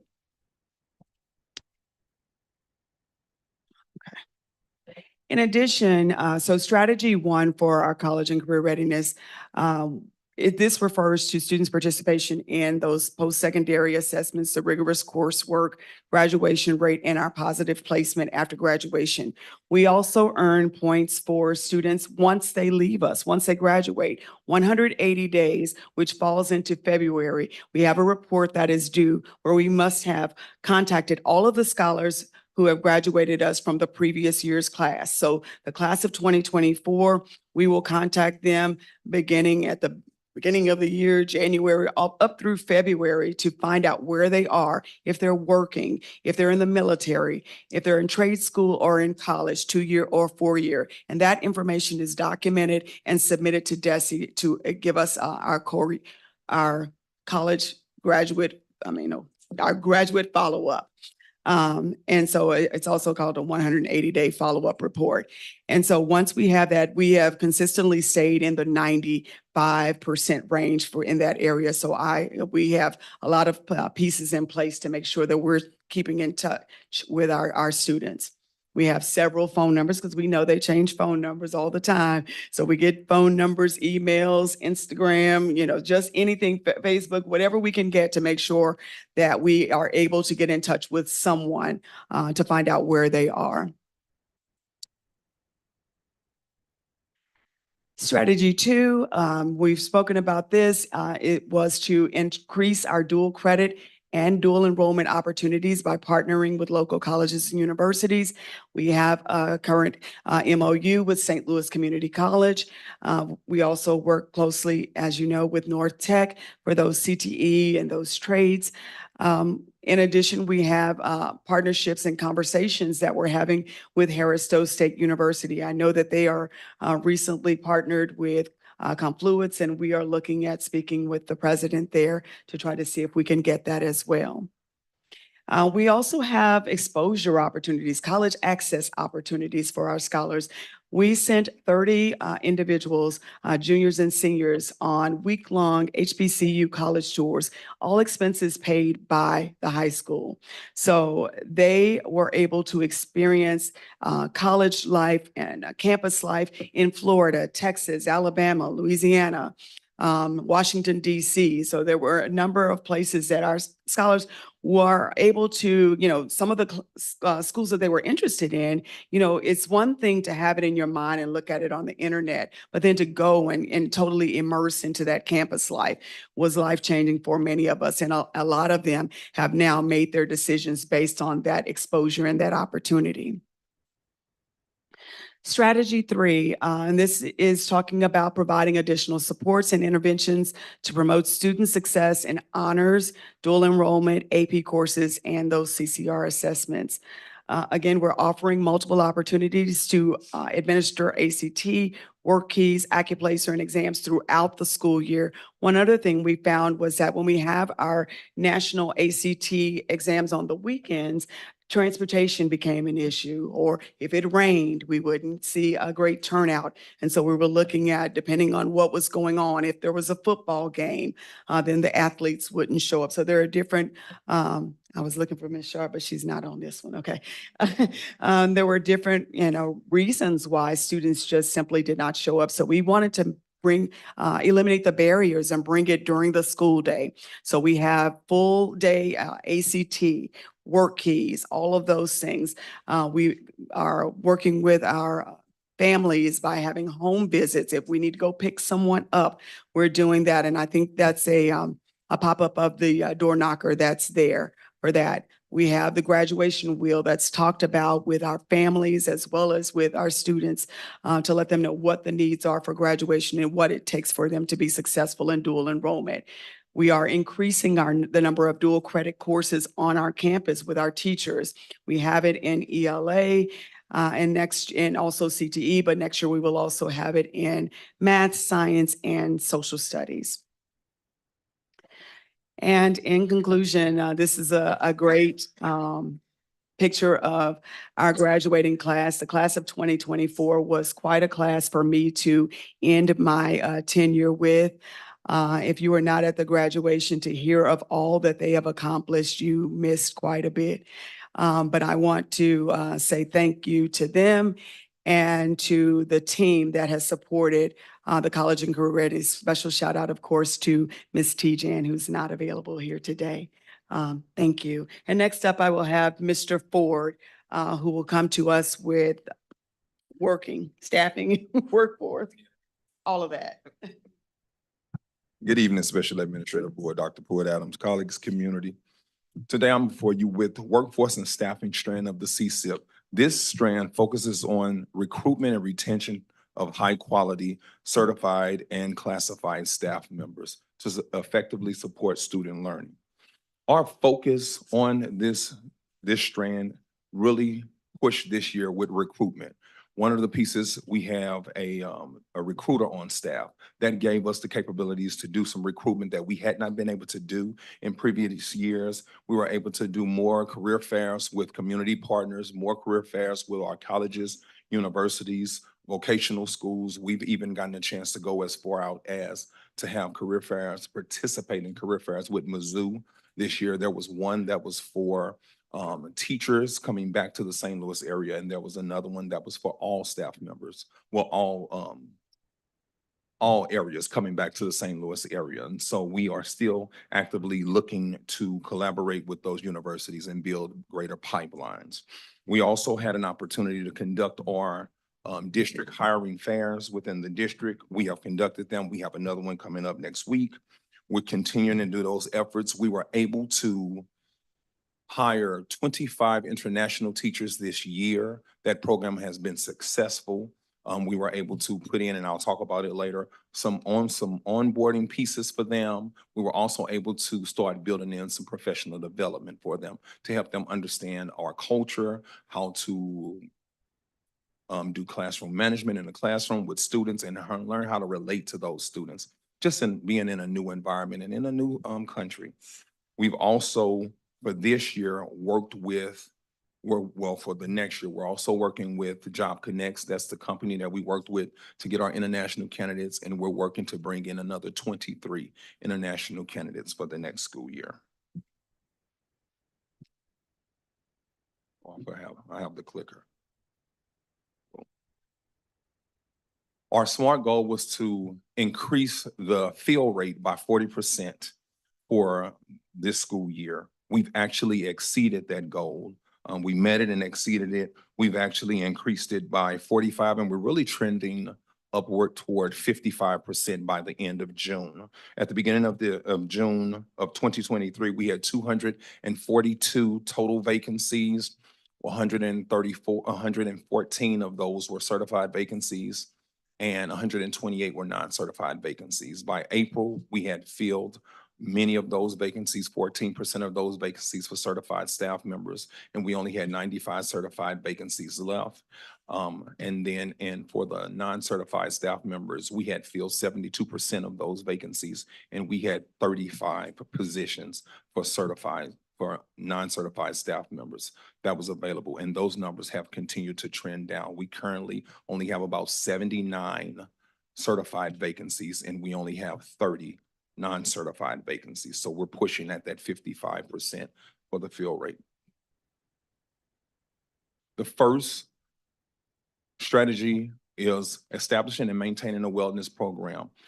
As I go through the strategies that we have done in workforce and staffing, you'll see that it's not just a human resource strand, it's an everyone strand. It brings in all the different departments. For workforce and staffing, we have actually collaborated with many of the departments across the district. On strategy one, we collaborated with the student support department. We've used a grant called Project Aware.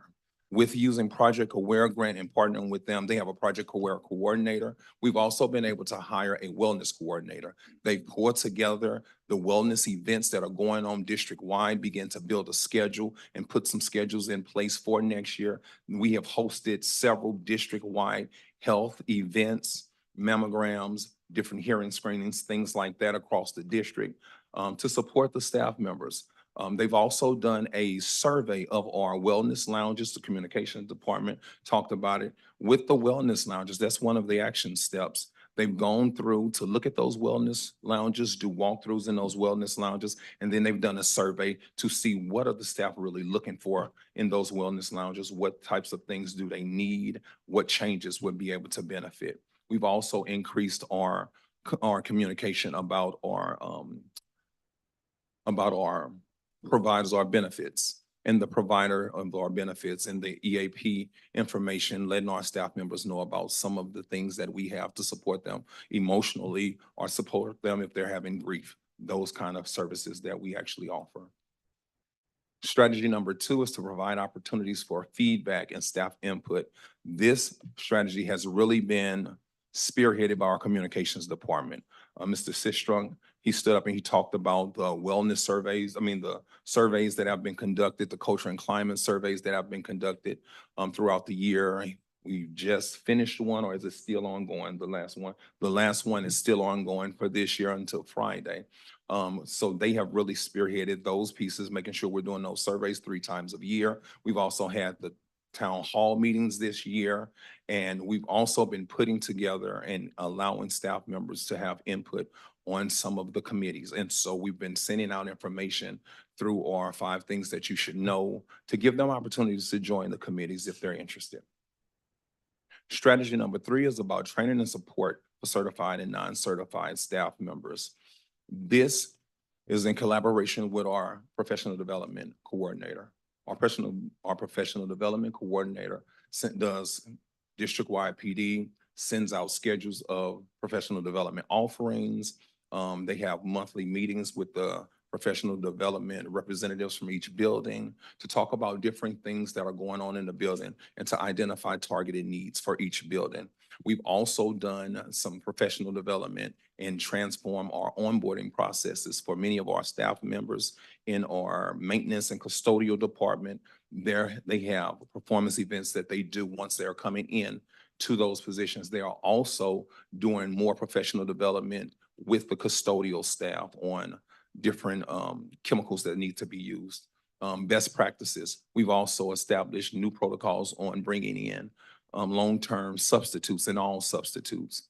With that, we've changed that process. After they meet with human resources, they have an opportunity to do some professional development with our CNI department. They talk to them about what it looks like to actually be in there and be that long-term substitute, to go in and be a daily substitute. We brought in our IAs to give them a support as well, and so that they can get training on what the lesson plan looks like, what the needs will be for that classroom, and also what the expectations will be, that they will have to do grades, that they will have to attend parent-teacher conferences. And then they go into a second session where they learn classroom management techniques. Our 4th action step is about recognition and support for certified and non-certified staff. This is done in conjunction with several departments.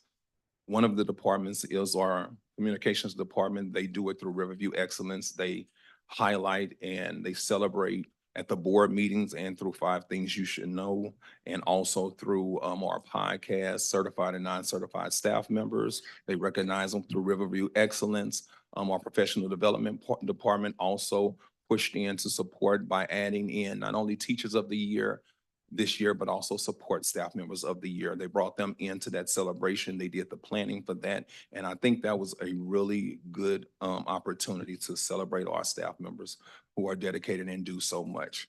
We've also looked at exploring funding options in different ways to support our staff members with tuition reimbursement, textbooks and scholarships through our local universities. This year, we were able to work with some of our local universities, and we were able to secure an MOU with Lindenwood University that provided a 20% discount on tuition for all staff members for hybrid and virtual classes. And then we were recently able to complete an MOU with St. Louis University.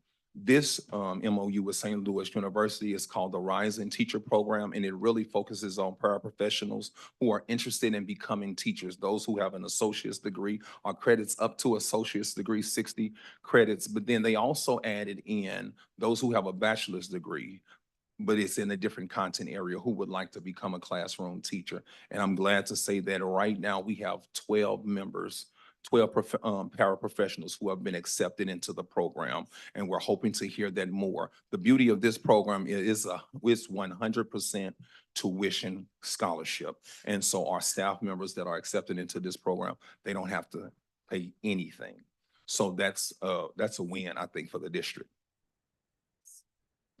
Our last strategy is increasing salaries and benefits. At the beginning of the year, we were able to move our 9-month employees, our IAs, and also our Secretary 1s. We were able to move them to either 10-month or 12-month employees. The IAs became 10-month employees, which gave them an opportunity to work a month longer, to now get board paid benefits, and then also to participate in professional development that we have with all of our 10-month employees. Our Secretary 1s became Secretary 2s. They became 12-month employees, which gave them that opportunity to work the entire year, which helped with our retention because we were losing many of them because other districts were hiring them as 12-month employees. So we were able to retain those Secretary 1s by moving them to Secretary 2s. Also, they were able to receive more professional development and more training throughout the year. And then we also were able to not only study the feasibility of or research the feasibility of increasing salaries, but we were able to come to the board and to present and recommend that our staff members get a 3% salary increase for this year. And thankfully, the board approved it. And so that was in line with our strategies as well. So it is our goal to continue to put pieces in place to support retaining our staff members, but also recruiting highly qualified staff members in every area to make sure that we can deliver effective instruction. Next, I will introduce Dr. LaVon Singleton, who will focus on our attendance strength. All right. Said you saved the best for last, right? All right. Good evening, Special Administrative Board. Again, Dr. Pruitt-Adams, colleagues and community. So I will report out on the attendance strand of the CSIP. Of course, we know that attendance is extremely important. And my colleagues, I think, did an outstanding job, not only in their CSIP presentations, but also with their solution tree data. So we've heard a lot about attendance on this evening. So just to kind of share with you where we are in terms of attendance. We've said this before, that DESE has a mandate or requirement that 90% of our students be in school 90% of the time. That is the attendance requirement. And so our current attendance, our current 90-90 as of May 31st was 39.49%, okay?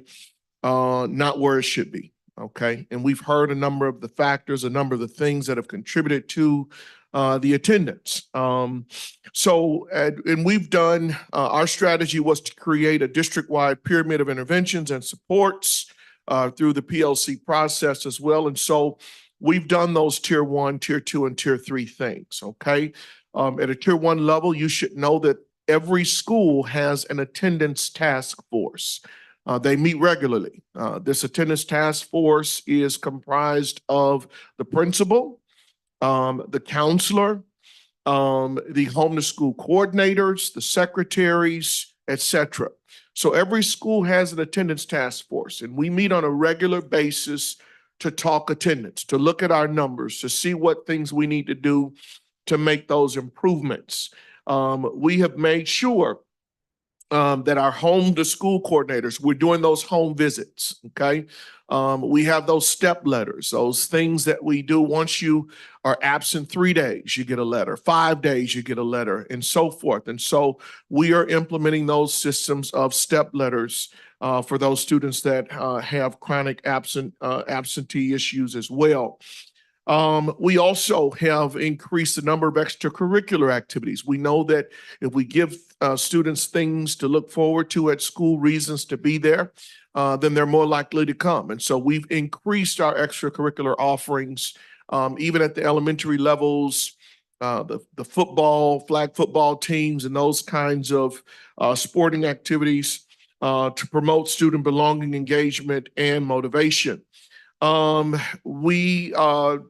that's at the tier 1 level. So we have done those things, and we will continue to implement those things with fidelity. At a tier 2 level, again, we have created some additional systems of support for those students that drop below the 90%. We have a bank of resources that we use in order to make sure that our kids are, don't have those reasons. One of the things that we did was obviously open up the school-based health center. As you all know, a couple of months ago or several months ago, we had a number of our students who did not have their physicals. And so we had to make some provisions to making sure that those students got their physicals. And so some of what we're hearing as to reasons that why kids are not in school, obviously, is because of those physicals. And so we're trying to eliminate those barriers as well. And so I think that the school-based health center was a godsend for the school district as well. In addition, obviously, transportation. And I have the privilege of being in charge of transportation. And I can tell you that we have made accommodations for students who do live within a mile radius of the school. If they have attendance issues, then we're making provisions to get those students as well. We want to eliminate all of the barriers. Of course, clothing, utility, food, all those other social issues or social challenges. We've done quite a bit this year to try to address those. And then, of course, at the tier 3 level, we're talking about those more severe issues where we have to get parent contracts. We have to get St. Louis County involved, probably DCFS and those other entities to address those chronic absentee issues. And so we do have supports at all 3 of those levels, tier 1, tier 2, and tier 3. We have those attendance contracts in place. And again, as I've mentioned, each school has a task force, and that goal is to meet with all of those students and families who drop below that 90%. We place particular attendance, particular focus, if you will, on those tier 3 students to make sure that they're getting the supports that they would need. We're going to be persistent in generating those lists on a weekly basis. Those students that are chronically absent, following up with home visits, and making sure that they have those resources. We are going to place a strong emphasis. I think you heard Ms. Nave talk about the 9th graders that are coming into the high school. I was surprised to learn when we started meeting earlier on in the school year that one of the biggest challenges is with our kindergarten kids, okay? Our kindergartners have some of the lowest or some of the highest absentee rates of all of our scholars. And of course, what happens there? They're dependent on their parents to get them to school, okay? And so we certainly are trying to put some things in place to curtail that, if you will. We are collaborating, okay, with anyone that wants to collaborate with us. So counselors, secretaries, homeschool coordinators, all of those people are intricately involved in improving the attendance at their schools. I do get a chance to get out occasionally to those attendance meetings. I look forward to going to those meetings as well. I have everybody inviting me to those meetings. And so I will continue consistently get out to make sure that I am there. One of the last things that I'll talk about related to attendance are the incentives. We put out a lot of incentives this year related to attendance. We have had dances. When we talk budget this year, we encouraged all of the principals to include an additional $2,000 in their budget to have specific incentives for their schools, okay? And a lot of them have. We've done attend dances, so to speak. They have had a number of things to try to drive students to school. Awareness campaigns, again, back to school bash. Every time we get an opportunity, we're talking attendance. Even at the all-male summit, we wanted to stress the fact that you got to be in school if you're going to be successful. Resources, again, trying to eliminate some of those excuses, some of those barriers, haircuts at the start of the school year. Uniforms for those that do not have them, okay? So any obstacle that's hindering students from getting to school, we are there to address those needs. We're going to get early. We're going to get started very early. We're going to get started before the school year starts next year on just being proactive and making sure that we're doing all that we can to raise our attendance percentage. I believe this will conclude the presentation that you've heard from all of my colleagues tonight. And so at this time, I think I'm going to turn this back over. Dr. Nichols, is this you or do I close it here? Okay. All right. All right. So at this time, so that I'm not up here by myself, I'm going to call all of these my leaders back up here so that we can entertain any questions that you might have at this time. So. All right. Come on back up, leaders. If you- I'm aware of the hour, so I am going to be concise as I can. This time last year, I asked some questions and you guys got a big kick out of the questions that I asked. So I'm gonna say it in a little different way. I probably need to see what square tiles, fraction tiles, and base 10 blocks, how that's used in teaching math. I'm probably just gonna have to see it. And I promise I'll call the schools when I can. Miss get over Mott could there. probably give you a private lesson. Okay. And the reason, and partly, I understand those things have been researched, it's research driven to be successful, but our numbers are not showing that success. So there's a disconnect somewhere, don't know where, Yeah. but a disconnect somewhere. Could I Well, what just I, add? oh, go I'm sorry, ahead. I'm just go gonna ahead. add, this was the first year that we've implemented this piece. And so, when you start a new initiative, it has to build upon itself. So it is coming. Okay, all right. And the numbers are moving in the right direction. Mhm. So, I mean, it's gonna be incremental and we have to consider the fact that a lot of students miss a lot of foundational skills. So that's another reason why one of the next steps is to help the teachers with facilitating small group instruction. So although we're gonna have strong tier 1 instruction with whole group, part of tier 1 is using the student work and using assessments to form small group instruction and to meet every student where they are so they can move forward. You know what I mean? So there's students who are behind. And so the teacher needs to use that data from the formative assessments to form those small groups and to move each student from where they are a little bit further. So it's going to be incremental But that's why it's important to meet with every student and not just the struggling students, because we're also noticing that a lot of the numbers are going from below basic to basic, but not necessarily basic to proficient or proficient to advanced. You know what I mean? Because we tend to focus on the kids who are the struggling the most, and then therefore the rest of the kids are stagnant. So it's going to take time. Okay.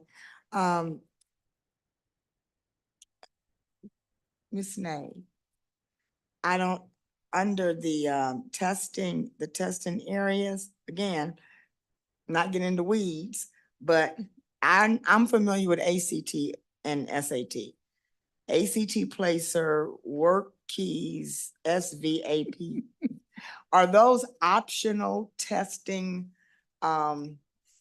platforms that the state is requiring that we take, that our So- students take? Yes, ma'am. So the state requires that we earn points for CCR assessments, college and career readiness assessments. Okay. And so the state provides this list of assessments that our students can take before they graduate. And so they need a score in either the ACT, SAT, and the ASVAB, ASVAB, and just vocational aptitude battery. I don't know, just because you said it, it's not, but that's for military. So there's a proficiency score for the ASVAB for students wanting to be in the military. Just right offhand, I know that you need to score at least over a 30 on the ASVAB in order to get above the 0.25 range.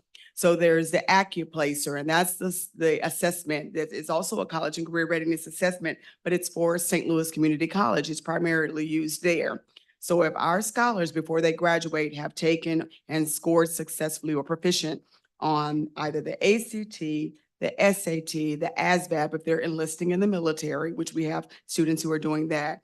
The Work Keys, which is primarily for our students who are attending, a lot of them when they go to North County Tech, they take the ASVAB there. But we're also issuing that test out for our students on campus, as well as the students at the ACE Learning Center and now our Success Academy. And that's just a job readiness. It's also a form of the ACT, but it's more focused on job placement, your skills for employment and things like that. Do these tests, are they commensurate with our culture? Are they commensurate with our climate? I mean, And so that's what I was speaking to about having the best fit test for our scholars. If we're showing that 67% of our graduates are going to the workforce, then we want to make sure that we're giving them the correct assessment. We don't need them to necessarily take the ACT if they're not necessarily going to college. We can still provide that for them.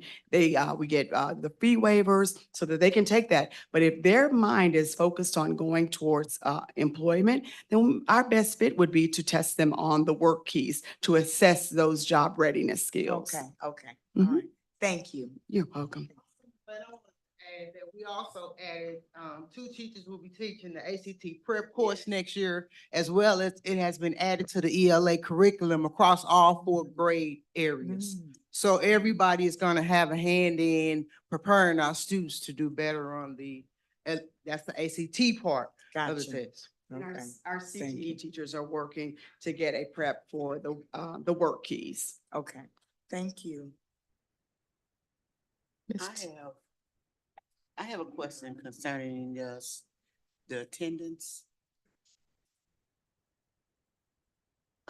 Was it at the beginning of the school year or something where, the parents, when the children didn't go to school and they send these letters and the, parent was to go to court and would get penalized. Okay, so that's a stamp. Since we're not following through with that, apparently, could it be where we could have I know this is harsh, we can have a bill where when the children miss so many days or what have you, the majority of them probably is on some kind of assistance, like food stamps, Medicaid, what have you. And when they miss those days, they be penalized by them taking the food stamps, you maybe for a month, or, you know, cutting down on the food stamp, or cutting down on the Medicaid. You understand what I'm saying? Sure, sure. Let me speak to the first part of that, because of course that has come up in conversation about, you know, missing so many days of school, and then of course us reporting to the courts. I'll be very transparent with you, Ms. Titsworth. Some of these issues that we're reporting to the courts, they're not even entertaining these, okay? The courts are backlogged with so many other challenges that this becomes the least of the priorities. And so we continue to do our due diligence. We've made hotline calls, okay? We're no stranger to making hotline calls. If students are not where they should be, we will make those calls. Unfortunately, when it leaves our level and goes to the courts or goes through the systems, you know, then that's where we're caught up with, of course, not getting some of the additional supports that we need. We have talked about, you know, the link, if you will, towards the assistance, the Medicaid, the SNAP, the food stamps, those kinds of assistance programs, social programs. And you know, it's the same kind of scenario or situation, you know. We can make those claims, those reports. You know, I don't know which side of the fence you want to be on with, you know, of course, our kids right now, we're in a food desert. They need all the food that they can get, but you know, are you punishing the kid or the parent, you know, if that's the decision or that's the route that you decide to go. So, you know, well, we get it. We're trying to do all we can legally within our powers to empower our families to be at school. We want them to want to come to school. But, if we get the legislators to help us to sponsor the bill, you know what I'm saying? I'm not saying let our children be hungry or what have you, but education is very important. Even the threat of them losing some food stamps or Medicaid, they'll walk their kids to school. You know what I'm saying? Even just thinking about it, they'll get up out of the bed and bring them kids to school. You know, because something got to be done, because when they're not here, we're losing money as well. Oh, absolutely. You know, for the head count. That is true. So we need to do something to get these kids up in this school. I agree. Any other questions?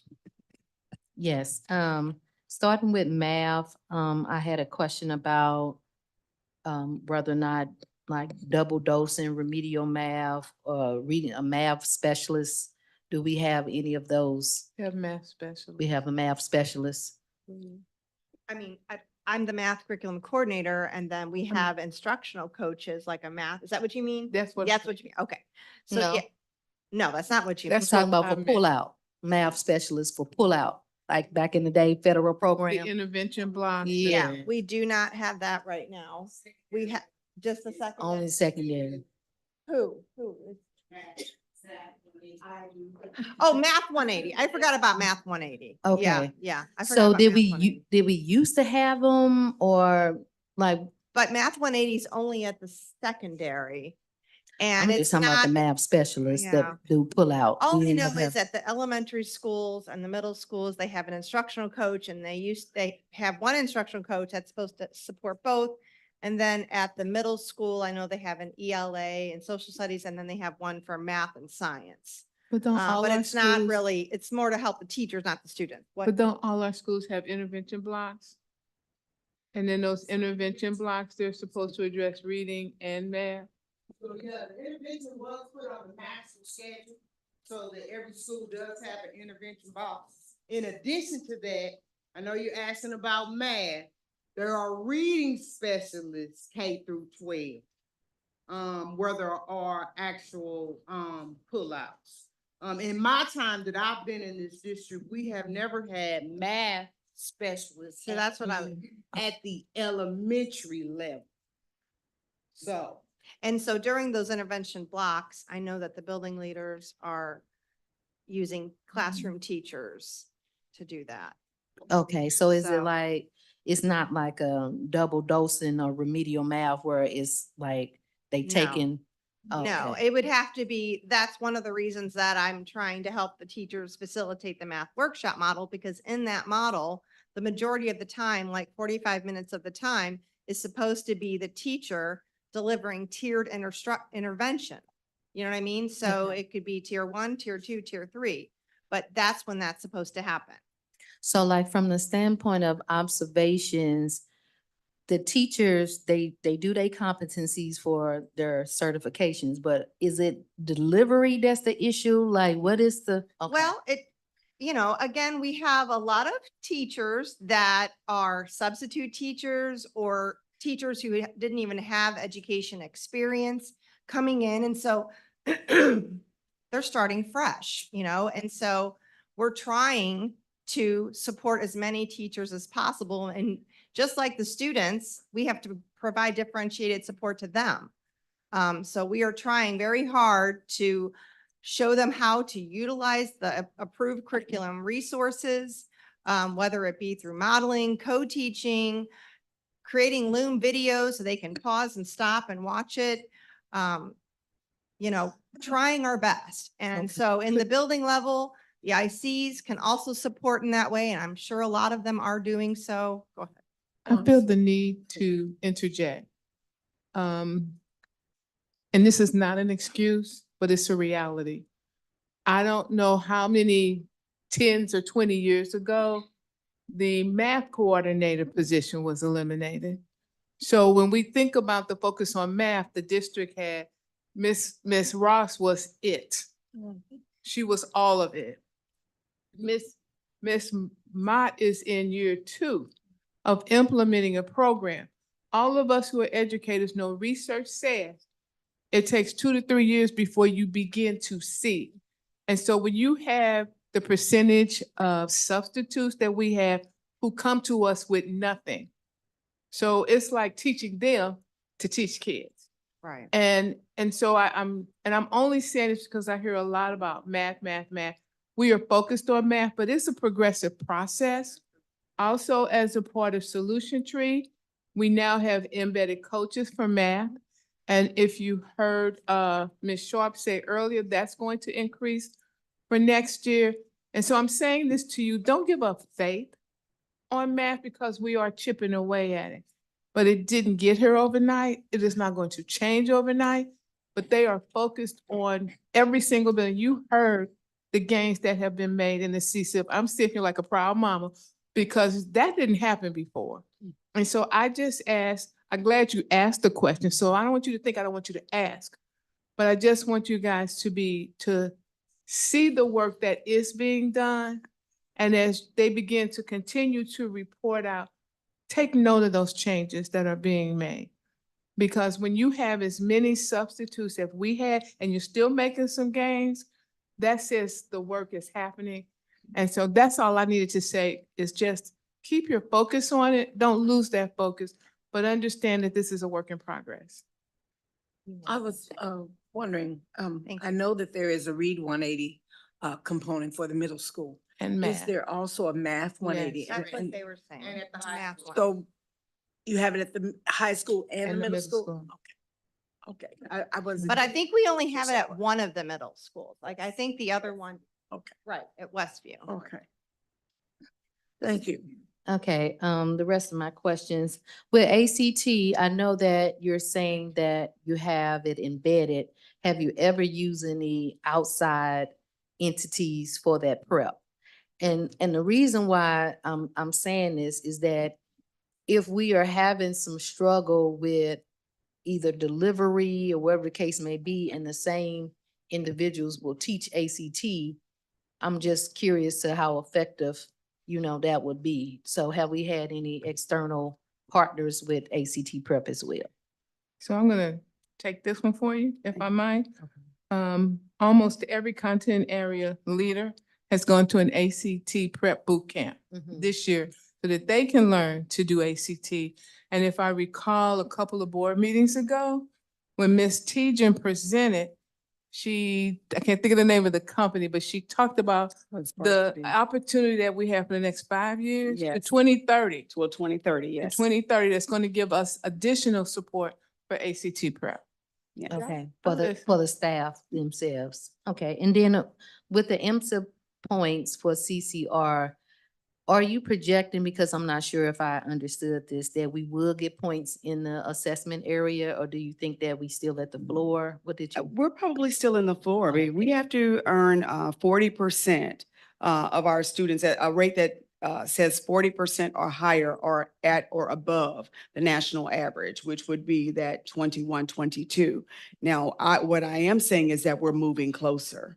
That's where we're. And we'll maintain the Yeah, other points? You can say absolutely, that we'll maintain the other absolutely. points. So based on the kids and the support that they receive, are they looking like they're going to be in the workforce again? Like we're gonna have a high percentage, or we're going, okay, it's Yeah. still gonna be, okay. I do want to add, though, that with the most recent April 15th, 2024 change to the MSIP 6 standards, the data that they are going to use for the APR will be the data from last year.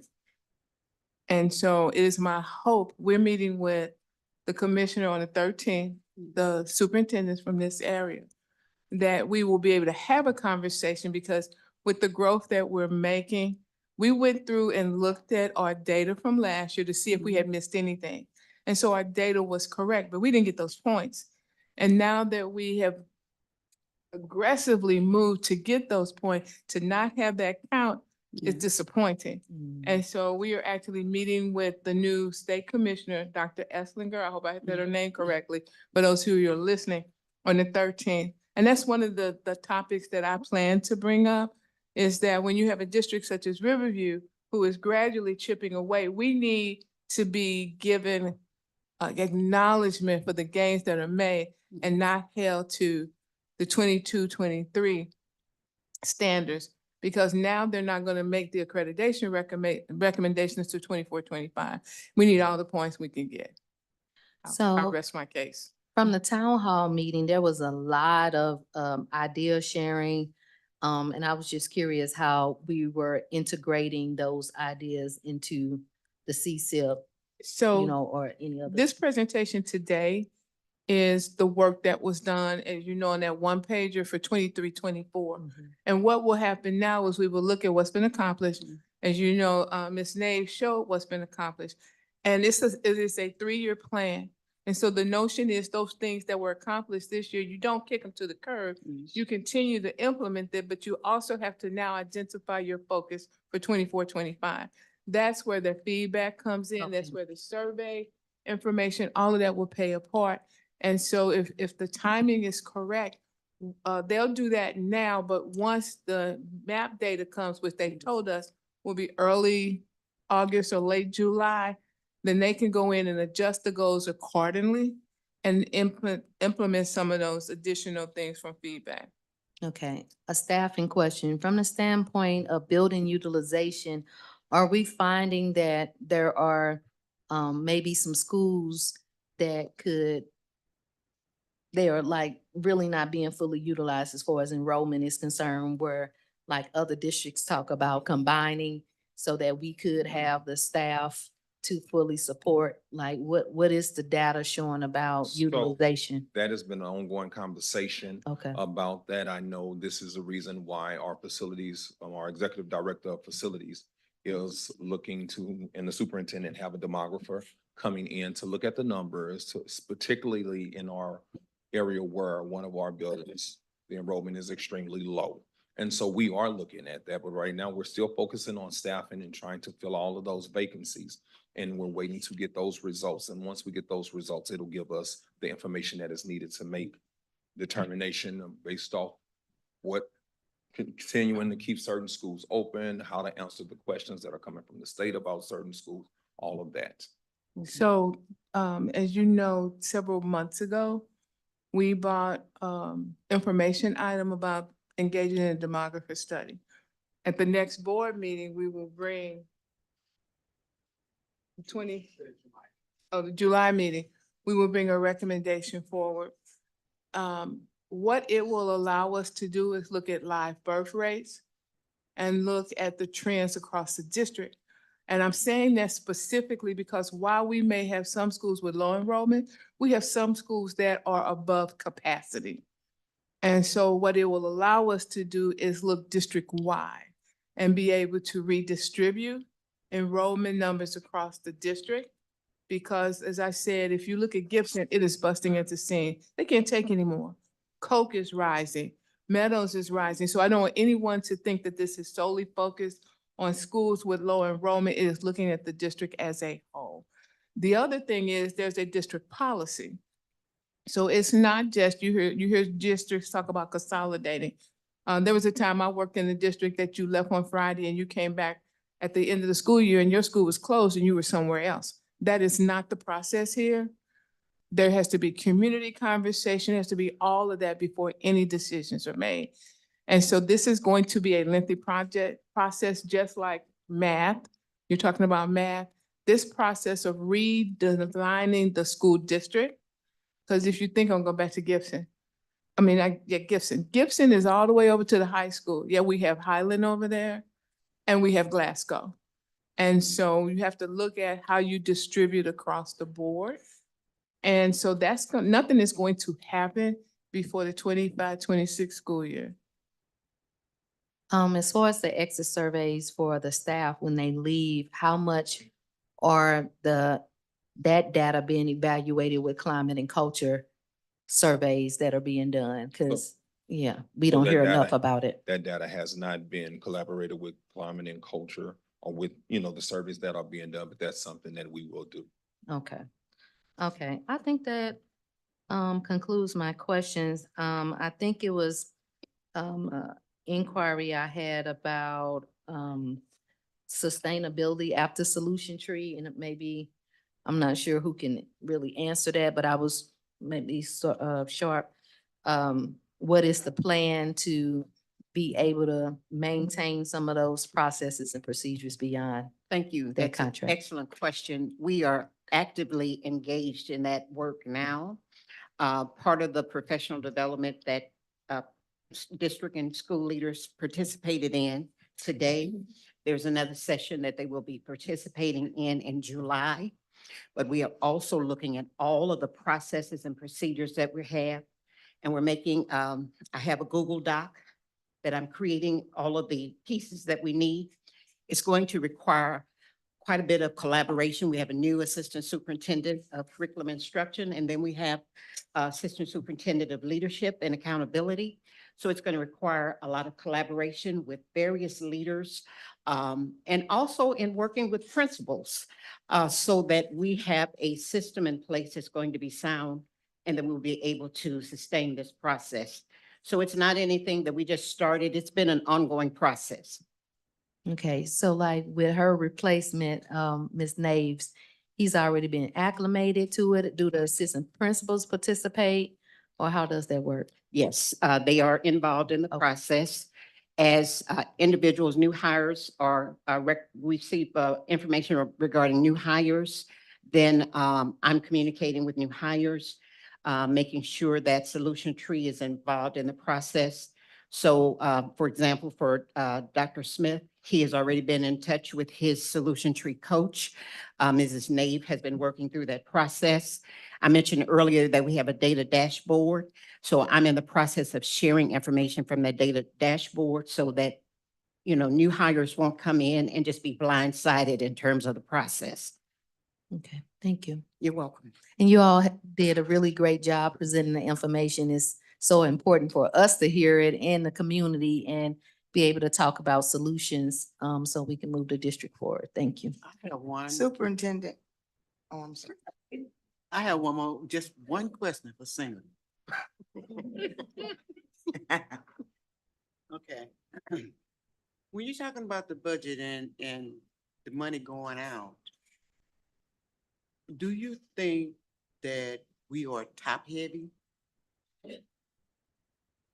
So it's a budget question, but it's also probably a personnel question. But you asked, and let me just say, absolutely not. I do not think we're a top-heavy district. Usually districts that are top-heavy, I think we did a realignment last year to coincide with the CSIP. So we have the right number of assistant superintendents. We have the right number of executive directors, those type positions. If your real question is, are we salary heavy? I will tell you absolutely not again, okay?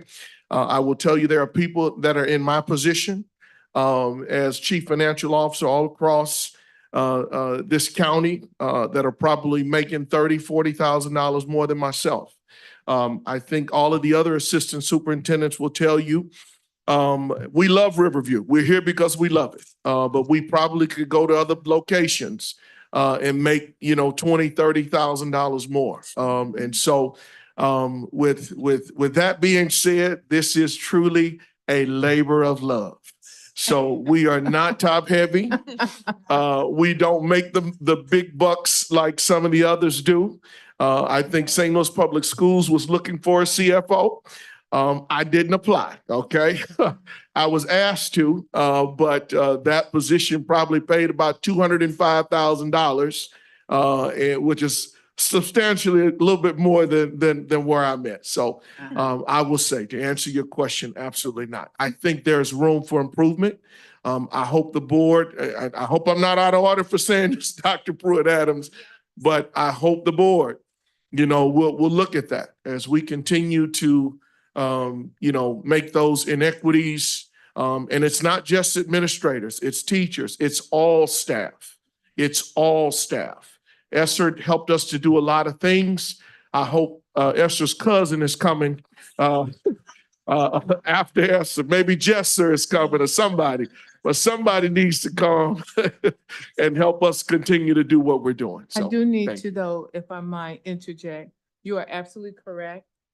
There are people in this room who took a pay cut to come here. And I can look around and point them out. And it was because they know the work that we're doing here and the journey that we are on. But one of the things that hurts us, that Hazelwood has, that Rockwood has, that all of these other communities have, is economic development. We have mom and pop stores. We have a couple of emos over here, a couple of Domino's, but that is not bringing in money like Ford, money like General Motors, money like Amazon. And so when you don't have that, and we have one of the highest tax rates in St. Louis County, we can't continue to raise taxes because at some point we're wearing people out. However, we're trying our best. Esther was a godsend, but I don't want, because one of the goals is to make people whole. The only way that's going to happen is it starts to bring down money to how to do that. What we did this year was give an additional funds to get that 3%. But I just don't want you to fool yourselves without the economic development. Even that Zufari Park, that's Hazelwood. That's not Riverview. And so that's something that always has to be taken into consideration. A suggestion as I exit is that you try to get, because I tried, it didn't work.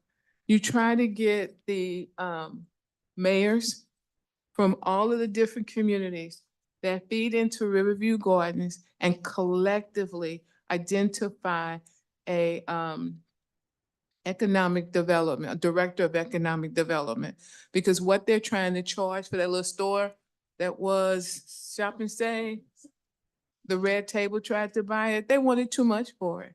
And so it's going to take something, a collective, to try to increase the economic development in this area.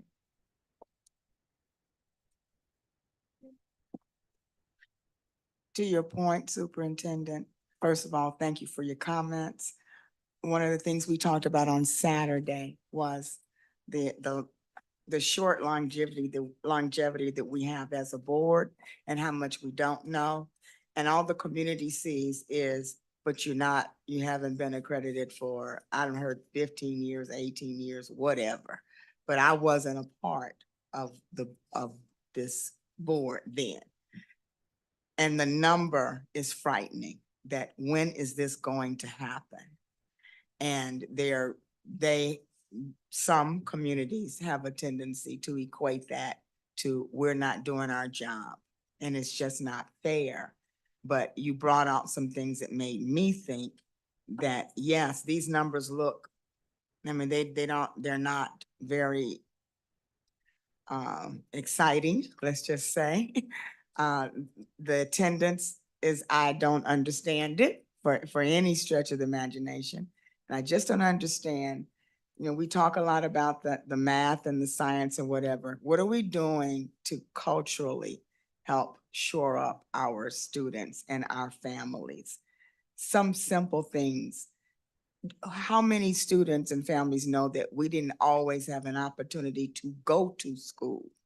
Those kinds of things that could be some kind of encouragement. I think that's very important. And I think we don't need to lose sight on that.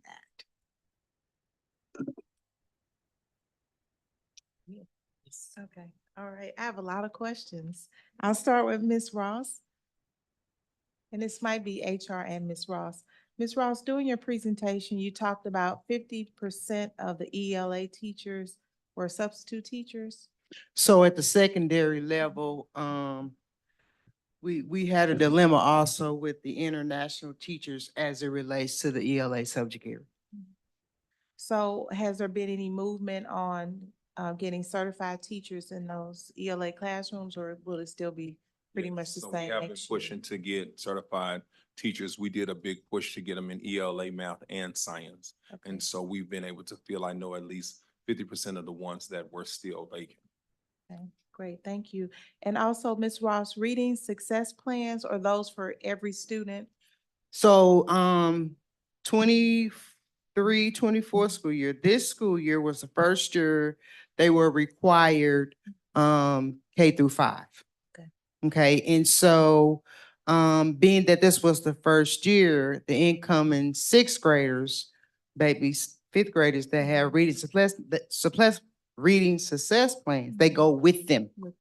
And they are on them until they successfully score proficient on the STAR assessment or whatever the current assessment is, because that may change too.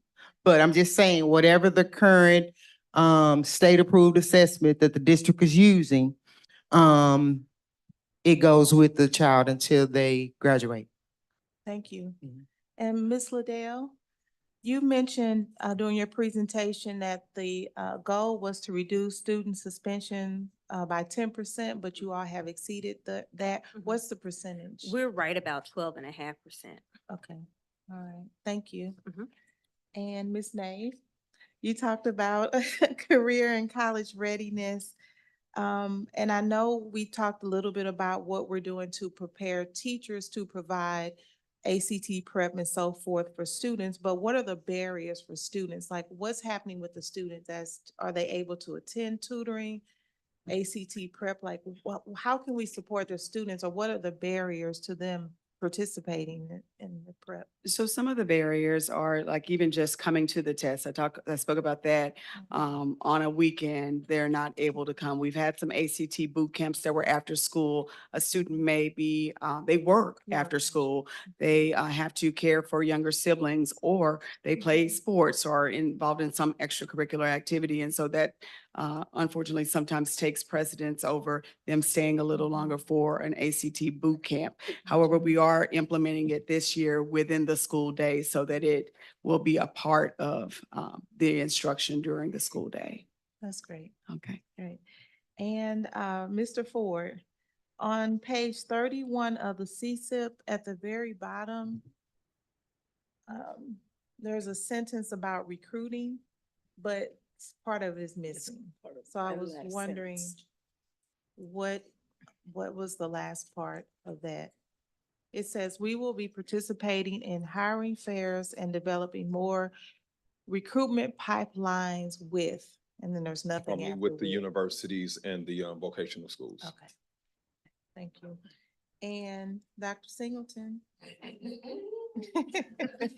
Okay, Dr. Singleton, you mentioned the attendance task force. who's on the task force? What positions make up the attendance task Sure. force? So every school has an attendance task force that's generally led by the principal. So the principal is on there. The home to school coordinator is part of the task force. The counselors, social workers, and the attendance secretaries. Yep. So it's at least 5 or 6 different positions that make up a school's attendance task force. So my question is, do we need more people? I don't know, a position created. Do we need more people to help with this initiative? You want to chime in on it? So in regards to the initiative, we have enough people at the school level, to what Ms. Tisworth was saying. We do need some type of backing at the state level for our attendance. We do utilize some of our state programs as far as our truancy courts, different things like that. But with that, we're trying to maintain the balance of a relationship as well as get them the resources they need for home. So when we did with every form that they have, the door knockers that we have, there are questions that they answer. With that, we're trying to survey to figure out what are those needs so we can dig into the root cause to see if we can get them to school. So if it's clean uniforms, different things like that, food, then we supply all of those things. So we're going out to the homes. Not only are we doing home visits, we're delivering food, we're delivering care packages, different things like that, trying to get them in. So at the school level, we do have enough staff. However, we're just trying to make sure that we're all on one accord with the family, with the student, and providing all those resources so we can cover their whole child to get them into the school. Yes. Yes.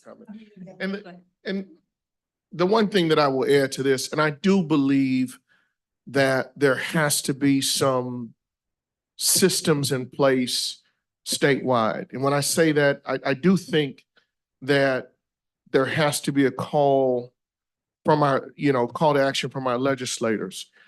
As you know, districts like us who have chronic absentee or attendance issues, we're punished. We're punished because we don't get points on the CSIP. We're punished because our ADA is reduced. And of course, ADA translates to less money that comes in through the basic formula. So you have all of those things that, that you're up against. And so, we've got to have some kind of study, and put some energy into what is the root cause of our kids not coming to school. Rather than, of course, punishing the schools, you've got to have something that we can do, some monies that we can pull from, because the monies that we have, we need to use those monies for those kids that are at school. I mean, we don't have the additional resources, but we need an extra pool of resources to come up with extra creative ideas. I mean, we just don't know what else to do. We're doing what we're doing, but maybe we could be doing more, but any type of an extra effort is going to take money.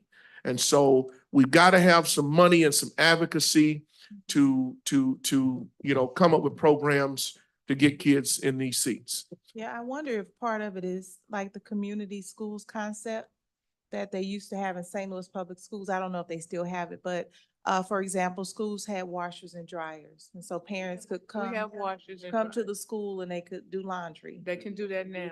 In all schools? Yes. Yeah, perfect. We have 3 grocery stores. We have the high school store, we have the Highland store, and we have the Coke store. Are parents aware that Yes. they can come? And we still do the food drop off. Giving them so much. Whereas we really do need to put our foot down. That's why I say, take away some of their food stamps, the Medicaid. I think that the state has tried that before, if I remember correctly, many years ago. And what that did was had a very negative impact on the family, because you think 16-year-old, 17-year-old Johnny may not go to school, won't show up, won't go. despite whatever mom or dad says. But in that same household, you got a 9-year-old who loves school and wants to be there every day, would go on Saturday if you let him. And you got a kindergartner who wants to go to school. Are you going to punish that 9-year-old and that kindergartner because of the actions of that older child? And we don't want to be punitive. We don't want to be reactive. We need to find ways to be proactive. We cannot, this is where we are in our society, where we don't have grocery stores in a 12-mile radius. I was thinking today I had to go to the store and I was actually angry that I had to drive that far. I said, this is ridiculous. There's no store. I got to go all the way to Ferguson to shop. So we can't punish our students, because in turn, we punish ourselves, because a kid who doesn't come to school does not care about the food stamps being cut. And then you run the risk of increasing the crime rate, because now I gotta go out and steal something because we need some money at home. We don't want to punish the family. We want to be proactive and find a way to bring those people in and get those resources in. And get our legislators and our mayors and our community leaders to get off their bottoms and help to bring economic development to our community. Well, they say kindergarten, the parents ain't seen kindergarten school, and I'm not talking about punishing. Your mic. I'm not talking about punishing the family because this high school don't go to school. And I'm not talking about taking all their food stamps or all the Medicaid. Well, the high school don't get Medicaid anyway, but the healthcare don't get Medicaid. So I'm just talking about do something and make that mom or dad want to push and get that kid in school. We gotta do something. We gotta do something to get that child in school. That's why we state- need to find. Yeah, the state proactive has even asked superintendents, what's the answer? Because they don't know. Yes, ma'am. Last one, Dr. Singleton. Okay. Okay, you mentioned about the $2,000 incentive for attendance for each school. To the budgets, yes. So is there any evidence that that works? And if so, can they get more money? Have we gone out to, I don't mean district money, but to look for donations from businesses or corporations or grants to get more money in for it? Yes, and I'd be the first to tell you, the principals, they have their own pool of resources. In addition to what the district does, title, of course, every school generally has title funds.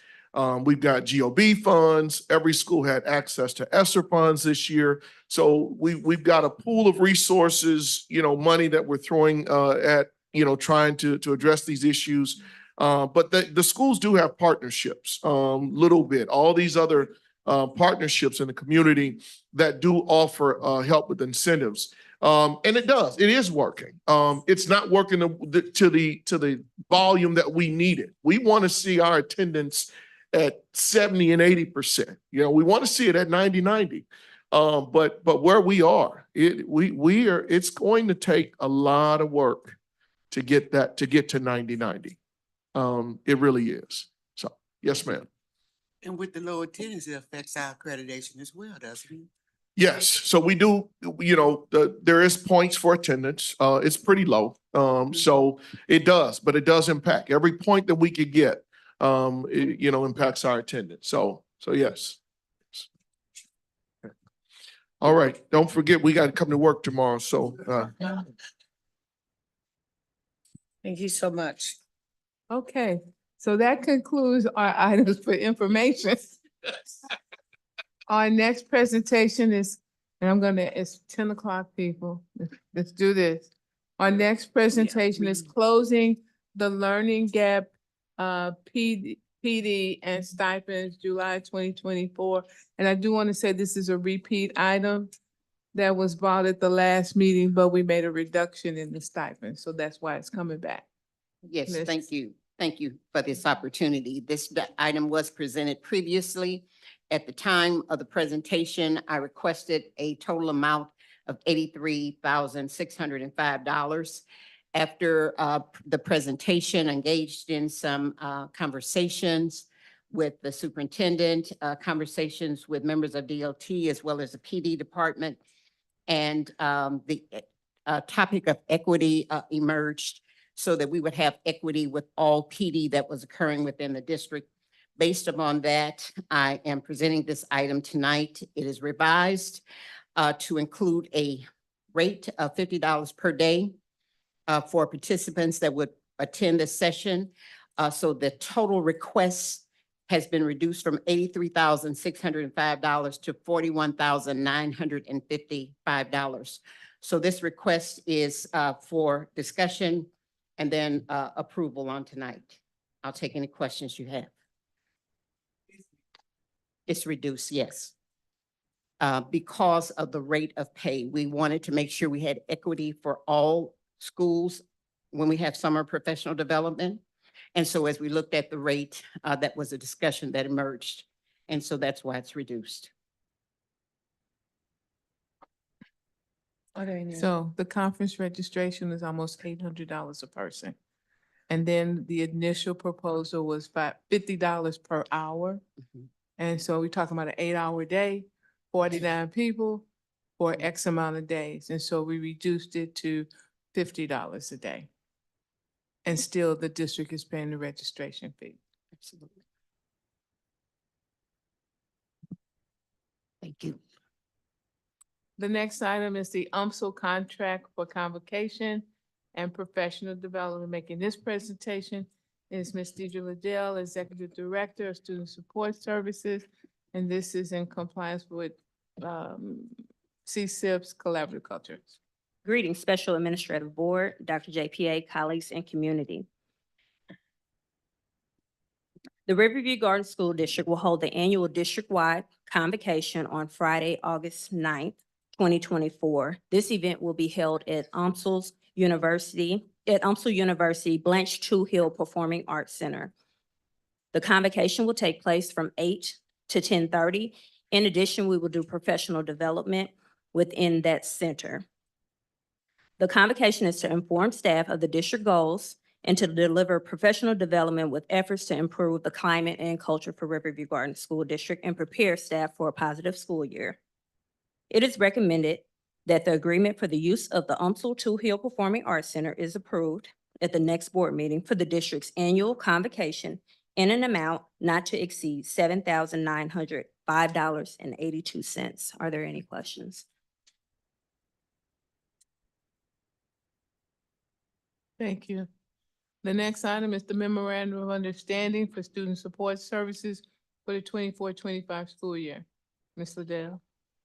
Greetings again. This is for St. Louis Children's County, the St. Louis Children's Service Fund.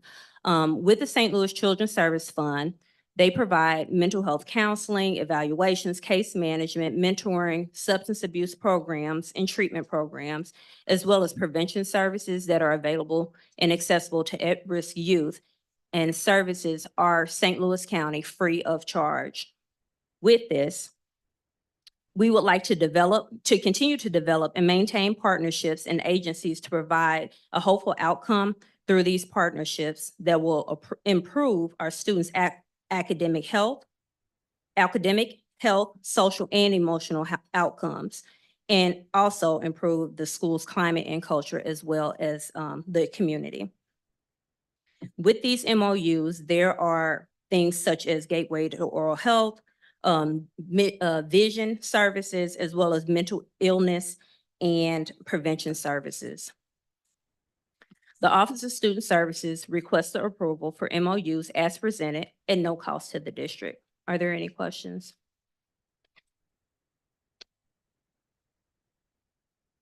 Thank you. The next item is the summer school 2024 additional counselor and social worker.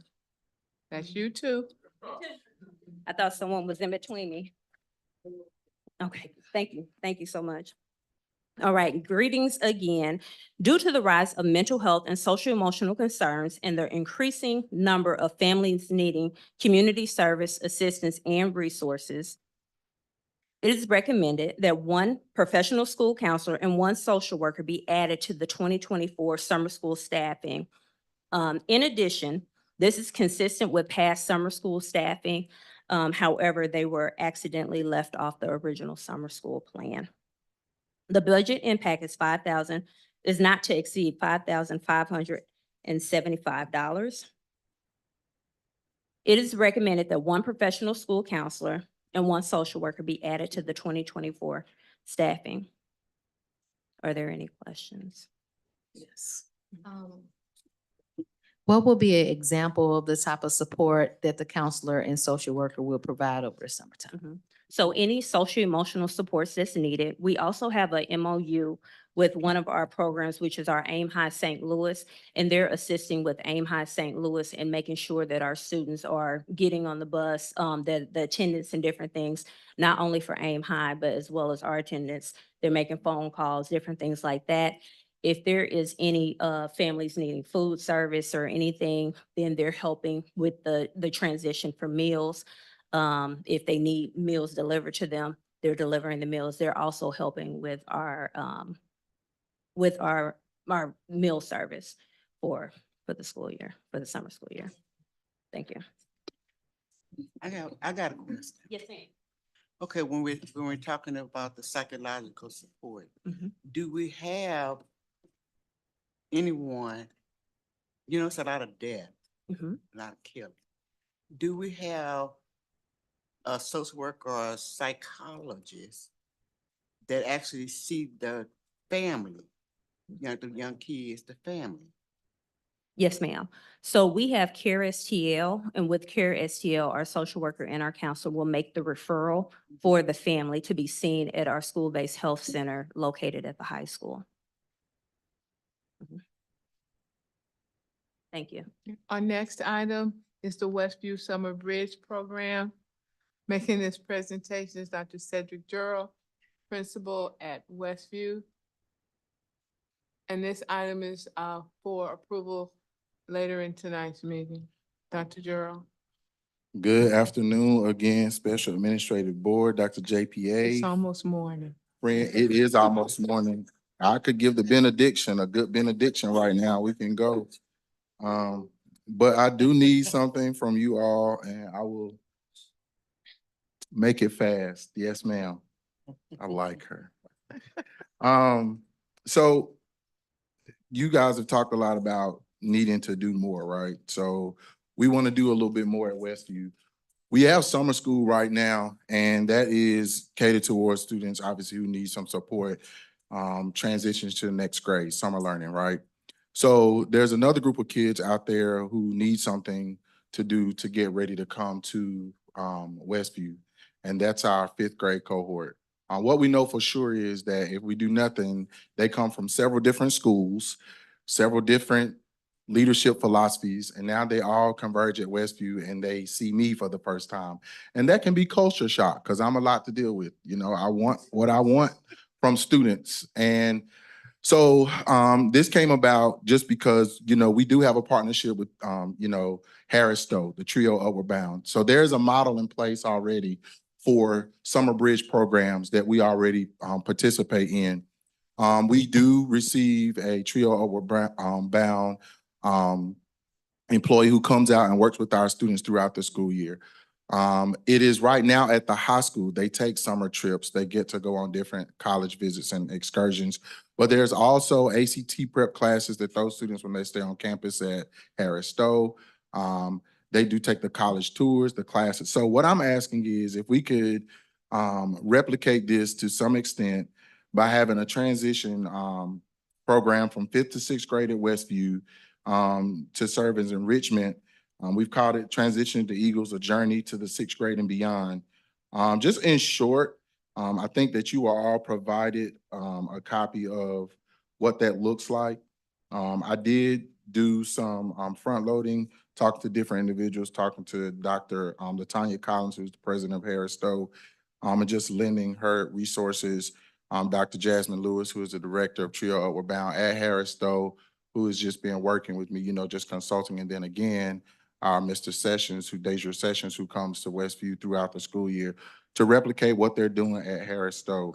And in talking to, Dr. JPA and Dr. Singleton, they said, well, you gotta come to the board. So I really am nervous. I'm kind of scared, so I just need y'all to be really kind to me so that I don't break out crying at the microphone. Some of the benefits, I'm sorry, my private thoughts came out. Enhancing student confidence, self-esteem, and motivation is obviously one of the benefits. Improving academic skills and study skills, right? Because again, they do come and they don't have the requisite skills. They're fifth graders, you know, they go from having someone basically shelter them.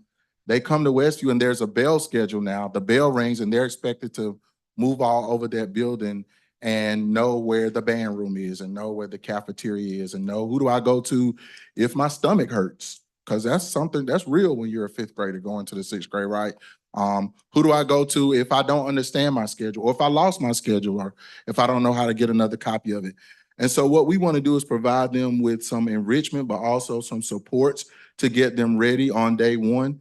And in doing so, we've looked at some aspects of it that would include literacy components, such as reading and writing. So for example, you talked about the cultural aspect, getting them to use their homes almost as like a resource, you know, when they're talking about even some of the cooking things that we might have them explore, you know, doing measurements.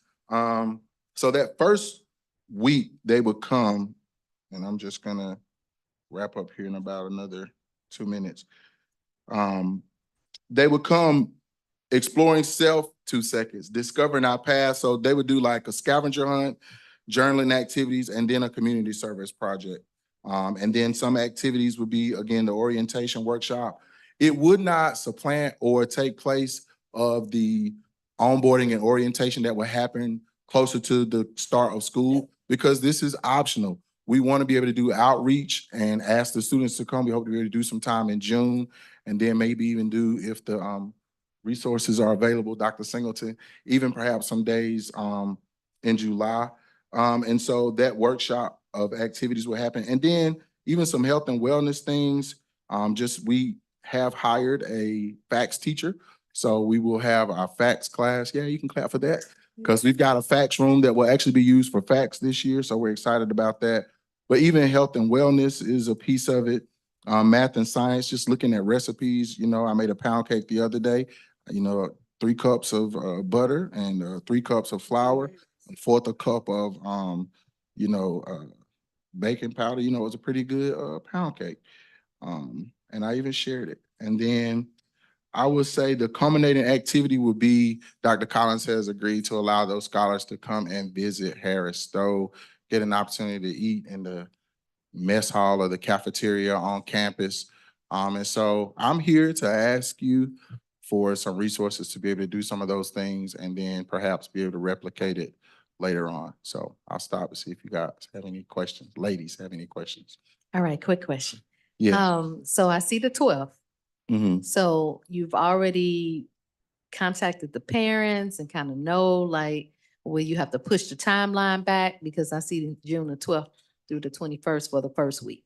So that's a great question. So the 12th, so I would need to bring the teachers. So as soon as you guys give me the green light, those days, I didn't change those days because I have to have teachers to come in, do the outreach, do some planning with them around what this looks like. So I do need some time with just those teachers. So I didn't push that day back just because I do need them to go ahead and come in so we can talk about what that's going to look like, because we don't want to interrupt summer school, which means that we would also need to find, you know, other places in the building. We have the space, obviously, but where will your classrooms be? What's it going to look like when students show up on the first day? Outreach in terms of phone blasts and emails, because we got students coming from Lee Masters and Moline, you know, so just how are we going to reach those families? So that's why I didn't change that date, because I hope that I would be able to get the teachers in first to be able to do some of that work to get this. So your goal is to have how many participants? So right now, I think that we could very nicely get anywhere from 60 to 100 students. So if it's below that, are you gonna extra It's not program? gonna be below that. We're gonna Okay. get the students. All right. We're gonna get the students. We have so many parents who want things for their children to do. They have called. That's why Dr. JP alluded to it. We have students who are calling. The parents are calling, because they want their children in summer learning. These are not children who need to come to summer school. These are parents who are looking for something for their children to do because they are at home idle. Having that pandemic experience. Yes, ma'am. Absolutely. That's like the Aim High program. Ms. Liddell, how many fifth graders do we have participating in Aim High? And those are kids who don't have to go to summer school either, but it's giving them something to do. Yeah. So all this is taking place at your school, Westview, or they transporting them to college? No, ma'am, this is gonna happen at Westview. And we're gonna be partnering with Harris Stowe to give them some opportunities to visit and have some guest speakers coming in and working with them as well. Yes, ma'am. And again, we already have a partnership with Harris Stowe, Trio Upward Bound. There's just not a middle school component. It's reserved for high school right now. A summer bridge program. We just gotta get them when we can. Any other questions? Is that gonna cost us? Yes, ma'am. It's gonna cost Dr. You know, Singleton. all for the budget, Yeah, okay. Thank you. Yep. Our next item is federal programs, the Equity in Action Conference. And last board meeting, you approved a certain amount for 2 of the consultants. And we're here to present the presentation for the other consultant. Correct. Making this presentation is Mr. Keena Curtis, Director of Federal Programs. Good evening, Special Administrative Board, Superintendent Pruitt Adams, colleagues, and community. This evening, I am presenting the last MOU for the Equity in Action Conference that is scheduled for July 9th and 10th.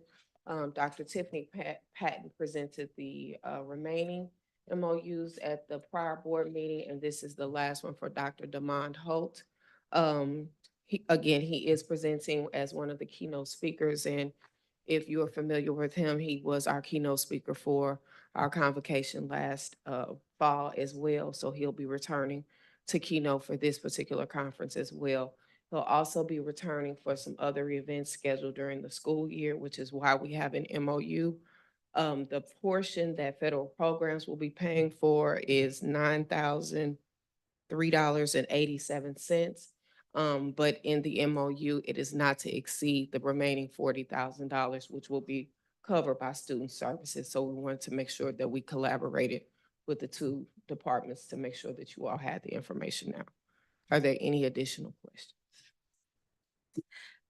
It may be for Singleton. Is it typical for us to pay them before they present? So let me say this, there are some expenses obviously that occur beforehand. We typically like to wait till the service has been provided. But there are instances where some presenters will request payment in advance. And so, yes, ma'am, we've done it both ways. Okay. Do we have the data on how many are registered to participate, like attendees? For the equity conference, Mm-hmm. right now, we're over, Dr. Patton, was it over 100 the last time? 125, so that's in district. So we've allowed it outside participants to register as well. So we've sent the link out for outside staff or just community participants to register as well. I would say it was almost standing room only last year.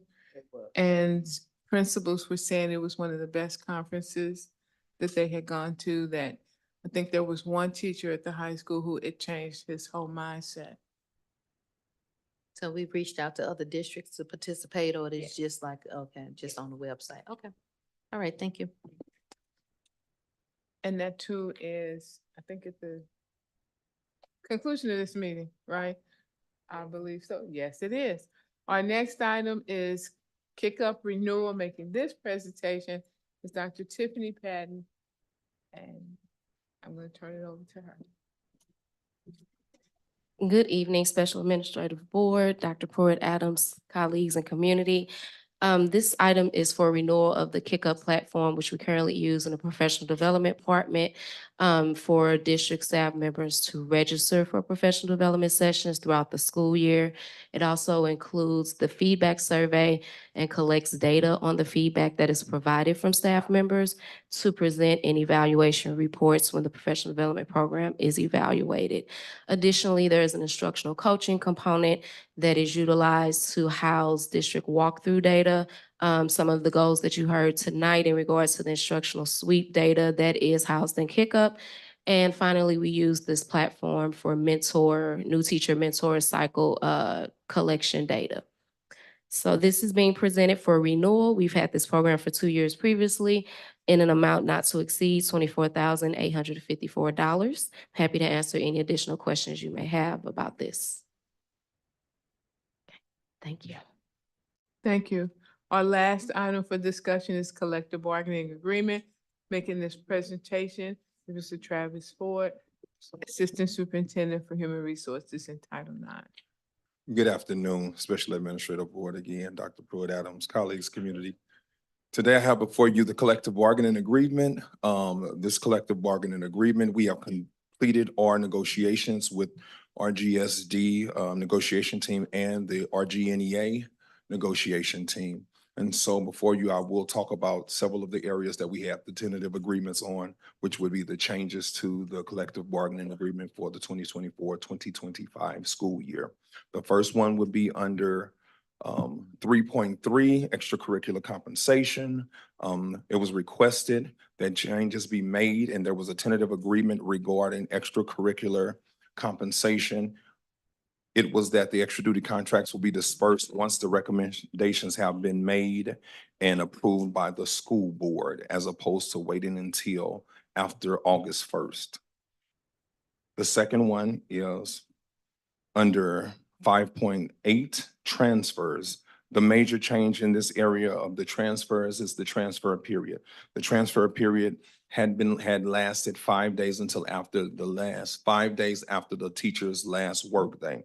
The recommendation has been made, the tentative agreement has been made that any position / vacancy submitted beyond the 10 days following the current teacher's last staff workday continue to be considered. So now we will move from 5 days to them having 10 days after the last teacher workday. The next one is under 5.9 after school meetings. This change will now at first, new teacher orientation, meet the teacher and open house wasn't a part of the three non-contracted times that the teachers were supposed to attend events after school. They were getting compensatory services, or comp time as they called it. Comp time during that time. That was changed. Now it is recommended that each teacher will attend the 3 events during non-contracted time per semester as needed. And this will include Meet the Teacher Night and Open House. The next one is under 5.12, timely notifications. This section was added. Teachers are required to write weekly lesson plans for all subjects using district-approved lesson plan tools. Lesson plans must be completed 3 days in advance, shared online with the building principal and all appropriate personnel, and posted outside of the classroom door on the day of the lesson. It was also added that the classroom teacher will collaborate with the related arts teacher and support staff to provide support during the intervention block using the district-provided resources. The next addition or change that was negotiated is under 5.14, resignation of contracts. This change was made to be in alignment with the state statute. The change was made, and originally probationary teachers had until May 1st to break their contract without penalty. Here's the tentative agreed language. Probationary teachers will have 15 days after signing their contract to break it without penalty. This is in accordance with the state statute 168. The next item that was changed was 5.15, the teacher workday. This language was not in the CBA, and the concern was to make sure that it was outlined exactly what a teacher workday would look like, even though we had that process in place. The language that has been added is a teacher workday is a workday defined as a student-free workday and not a professional development day for teachers. The purpose of this day is for the teachers to have the autonomy to set their own work goals and prioritize the completion of this day. No meeting shall be scheduled by building or district level leadership where teacher attendance is either required or encouraged. The building or district level leadership may call a meeting on a teacher workday only in the event of an emergency. The next portion that was actually, we had a TA on, it will actually be submitted to, because it was policy. It's 6.1 teacher evaluation. The current policy says that teachers will be evaluated annually. There is language that we submitted to the union and we TA'd on, saying that that language would be sent to the policy committee for the policy committee to review, make a recommendation to the board for the board to approve. That language is that teacher evaluation cycle. All probationary teachers will be evaluated each year until full tenure is achieved. Tenured teachers will be evaluated every 2 years who scored a level of proficiency or higher on their evaluation in the prior evaluation and are not on an educator improvement plan. All teachers will submit a growth plan each year. The next one is under 7.1. This one is about student discipline. The major change in this one was that the district will monitor disciplinary infractions at the building level through the use of SIS K-12 or any online discipline-based platform adopted by the district. Another change that was added in this one was teachers shall submit referrals in the district's online platform.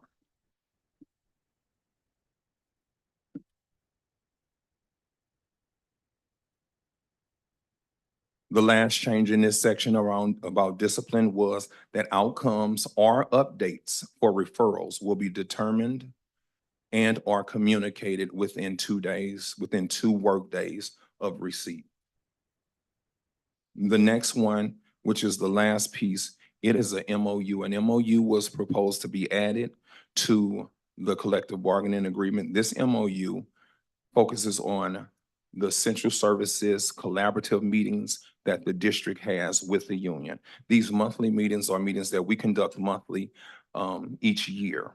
The change in the addition of the MOU was that we would focus in those monthly meetings on writing lesson plans for K-12 teachers more efficient. They were requesting options like drop-down menus and other options that might make the lesson plans easier for the teachers to fill out.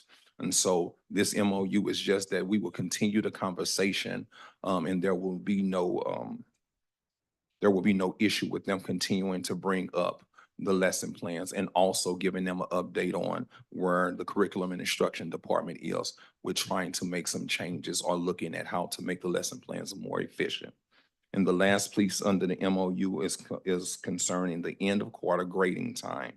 In this section, they want to make sure that in those collaborative meetings that they are able to continue to request that the district provide extra time when possible during the week of progress reports and end of quarter grades are due for teachers. We typically do it right now, and it is in the CBA where we do it during the end of quarter grades. They would like for us to consider possibly giving up some collaborative time during progress reports. That concludes all of the changes that have been presented and TA'd on for the collective bargaining agreement. It is recommended that the Special Administrative Board approve the collective bargaining agreement as presented. Are there any questions? Have questions? Mr. Ford, under 5.12 regarding the lesson plan tool, Has that tool been developed yet? So the lesson plan tool, the district already has an adopted lesson plan tool. That tool has been developed. This is the tool that the Curriculum and Instruction Department it has been presenting the last few years, that they update, that they provide training on, and that is on the website for the staff. Okay, And it's the one that they're currently using. Okay, so online tool? Yes, Okay. yes. Well, it's online, it's printable. They can fill it out online. Yes. Okay, one part says shared online with the building principal.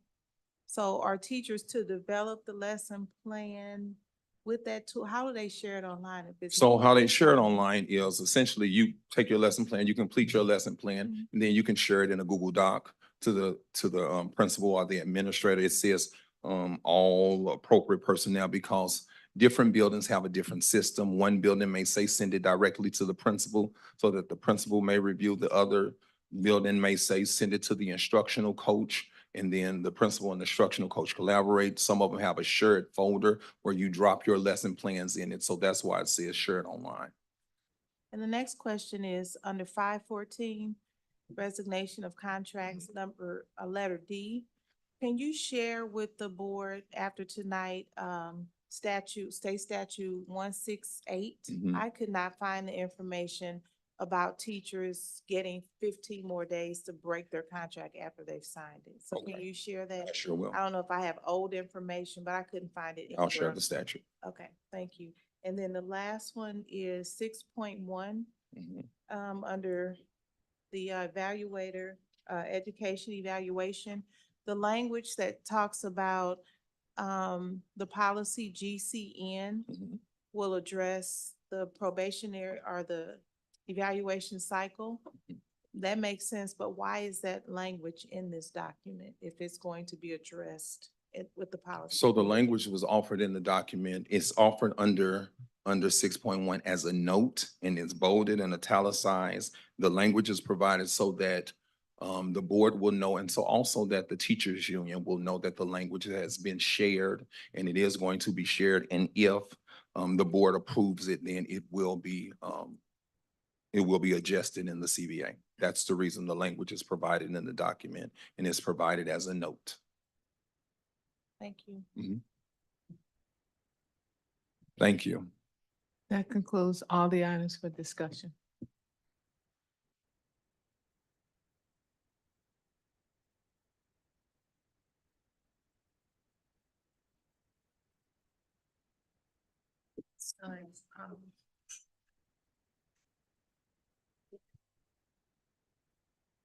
At this time, I'm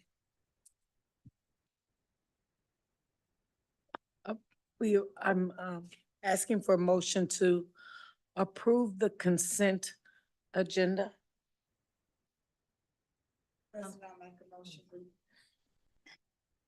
President, I make a motion, we approve the consent agenda. Second. It's been moved by Ms. Wonderland and second by Dr.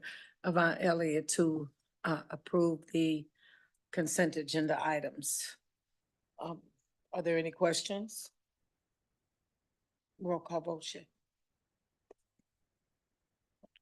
All in favor?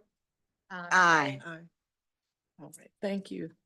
At this time, I'd like a motion to, and can we, if there's no, okay. I'd like a motion to approve the items for action, and if there be no objection, to approve all of them together. Madam Chair. I move to approve items A, B, C, D, and E under items for action. I second. It has been moved by Dr. Avant Elliott and second by Ms. Monica Williams to approve all of the items for actions A, B, C, D, and E. Are there any questions? No. All in favor? Aye. Okay, well, with that being said, a motion to adjourn. So moved. It has been moved and second by Ms. Wonderland that we adjourn the meeting. All in favor? Aye.